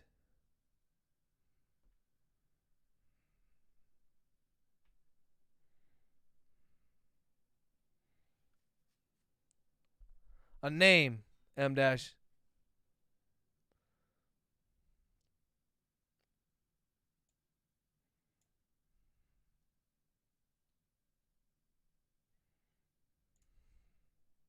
When Tommy took over, There was something about the way the man said the word Tommy, comma, that gave Floyd pause, period. There was...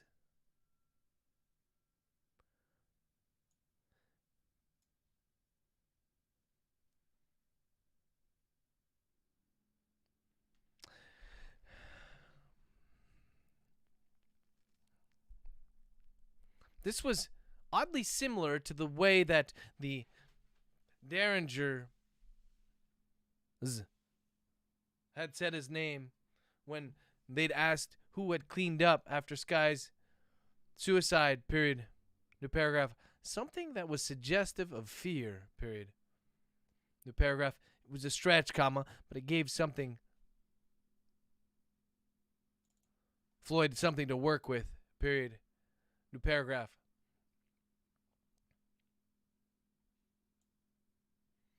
Because what I'm interested in happened a couple years back, period. Someone disposed of some drugs from a clinical trial here, period, close quote, in a paragraph. Open quote. We don't do that anymore, period. Those are shipped to another location, period. We only deal with hazardous waste here, period, close quote. New paragraph. The man's answer was curt and to the point, period. No longer was he content in just asking for a warrant for every question that came out of Floyd's mouth, period, in a paragraph. And even though it was a very simple reply, comma, it was telling enough, period, in a paragraph. Open quote. But you did, comma, at one time, question mark, maybe before it became wild disposal, period. Back when it was XYZ, period, close quote, in a paragraph. The man's mouth became a flat line, comma, but he did nothing to contradict Floyd's statement, period, in a paragraph. Open quote. I'm going to go out on a limb here and say that you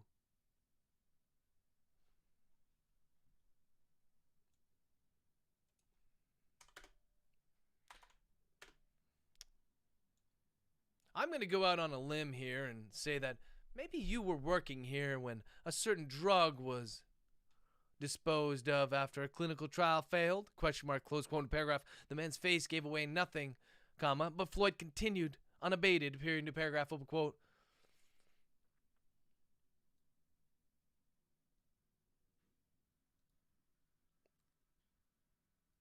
Listen, comma, I'm not interested in you or wild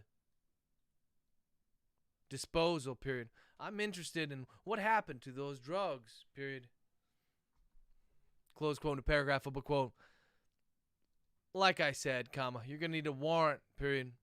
Even then, comma, I don't think those records exist anymore, period. You know, comma, some things didn't make the move, period, close quote, in the paragraph. Didn't make the move, question mark, in the paragraph, open quote. The man's defensive nature suggested that not only did he know exactly what drugs Floyd was talking about, comma, but that he might very well had a hand in their destruction, period to paragraph, or lack thereof, period to paragraph. On a whim, comma, Floyd took a giant step forward, and he was glad to see that the big man cowered, period to paragraph, open quote. I'll tell you what, comma, you tell me what I want to know, comma, and I'll keep my mouth shut, period, close quote, in paragraph. The man's ginger eyebrows almost touched each other, his brow furrowed so extremely, period, to paragraph, open quote. Keep my mouth shut. Keep your mouth shut about what? Question mark, close quote. New paragraph, open quote. Well, comma, I won't tell your boss that some drugs that were supposed to be disposed of at this facility, comma, made it out into the public, period. I won't tell him that it's responsible for the suicide of 4 young teenage girls and one of their teachers, period. I mean, comma, I know you guys have an exclusive relationship with the NYPD, comma, and even if there's no evidence, like you said, of these forms existing, comma, maybe some investigative journalist can dig it up, period. What do you think about your boss would say about that, question mark? How do you think Tommy would feel if that exclusive contract he has with the NYPD is in jeopardy, question mark, close quote into paragraph. Fear, period into paragraph. That's what Floyd saw on the man's round face now, period into paragraph. Fear, period into paragraph. It was all he could do to keep the smile from forming on his face, period into paragraph. Open quote. What do you want to know? Question mark, close quote. The man said softly, his eyes darting back and forth, period into paragraph, open quote. Simple, comma, really, period. I want to know what happened to those drugs, period. Close quote into paragraph. The man across from him stared blankly for a moment, period. It was clear to Floyd what was going on in his head, period into paragraph. The man was terrified of Tommy, comma. He was terrified of the repercussions of what might have happened here a couple years back when it came to cerebrum, period into paragraph. But he was also not dumb enough to incriminate him entirely, period into paragraph, open quote. You won't tell him, comma, will you? Question mark. You won't tell him anything about this, question mark, close quote into paragraph, open quote. I just want to know a name.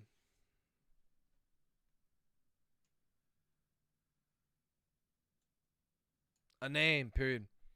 That's all I want, period, close quote into paragraph. The man breathed in deeply, comma.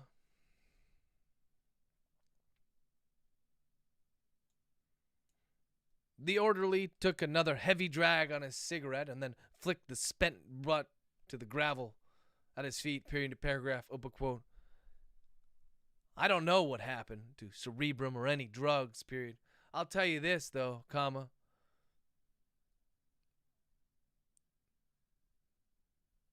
Back before Tommy took over, comma, before wild disposal existed, comma, the rules are a little bit more relaxed, period.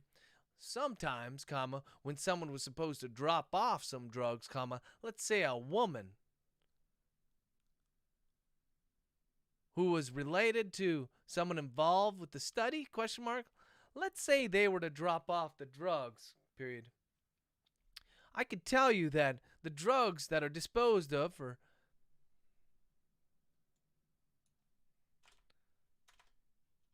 The man paused again, comma, this time just trying to catch his breath, period, open quote.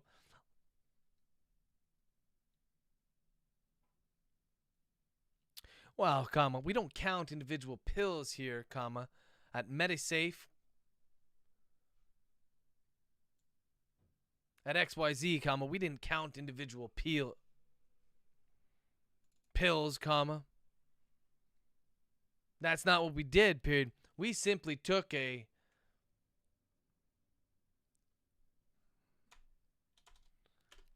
weigh whatever's given to us and then incinerate it, period. There's really no way of knowing how many pills were actually destroyed, period, close quote in a paragraph. Floyd could read between the lines, comma. He could repeat, but that really wasn't necessary here, period to paragraph, because this man, comma, this fat orderly in the apron that barely covered his massive gut had explicitly stated what he needed to know, period to paragraph. He hadn't given a name, comma, but he didn't need to, period to paragraph. A woman related to someone involved in the study, period to paragraph. In his mind, comma, that could only be one person, period. And while Dunbar was content with having Mr. Madison behind bars, comma, Floyd most definitely was not, period to paragraph. There was someone else who needed to pay for the girl's suicides, comma, someone else whom Floyd was certain was involved, period to paragraph, open quote. You're not going to tell him, comma, are you? Question mark. Tommy? Question mark, close quote. There was a tremor in his voice, comma.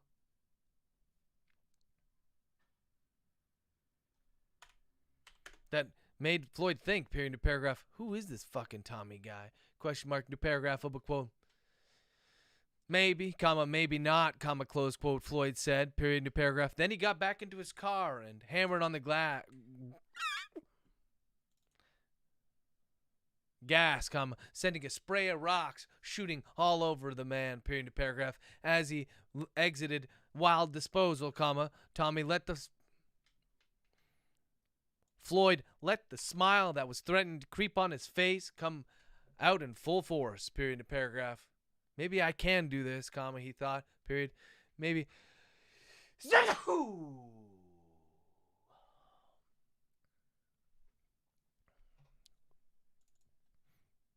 I can hack it as a solo agent, period.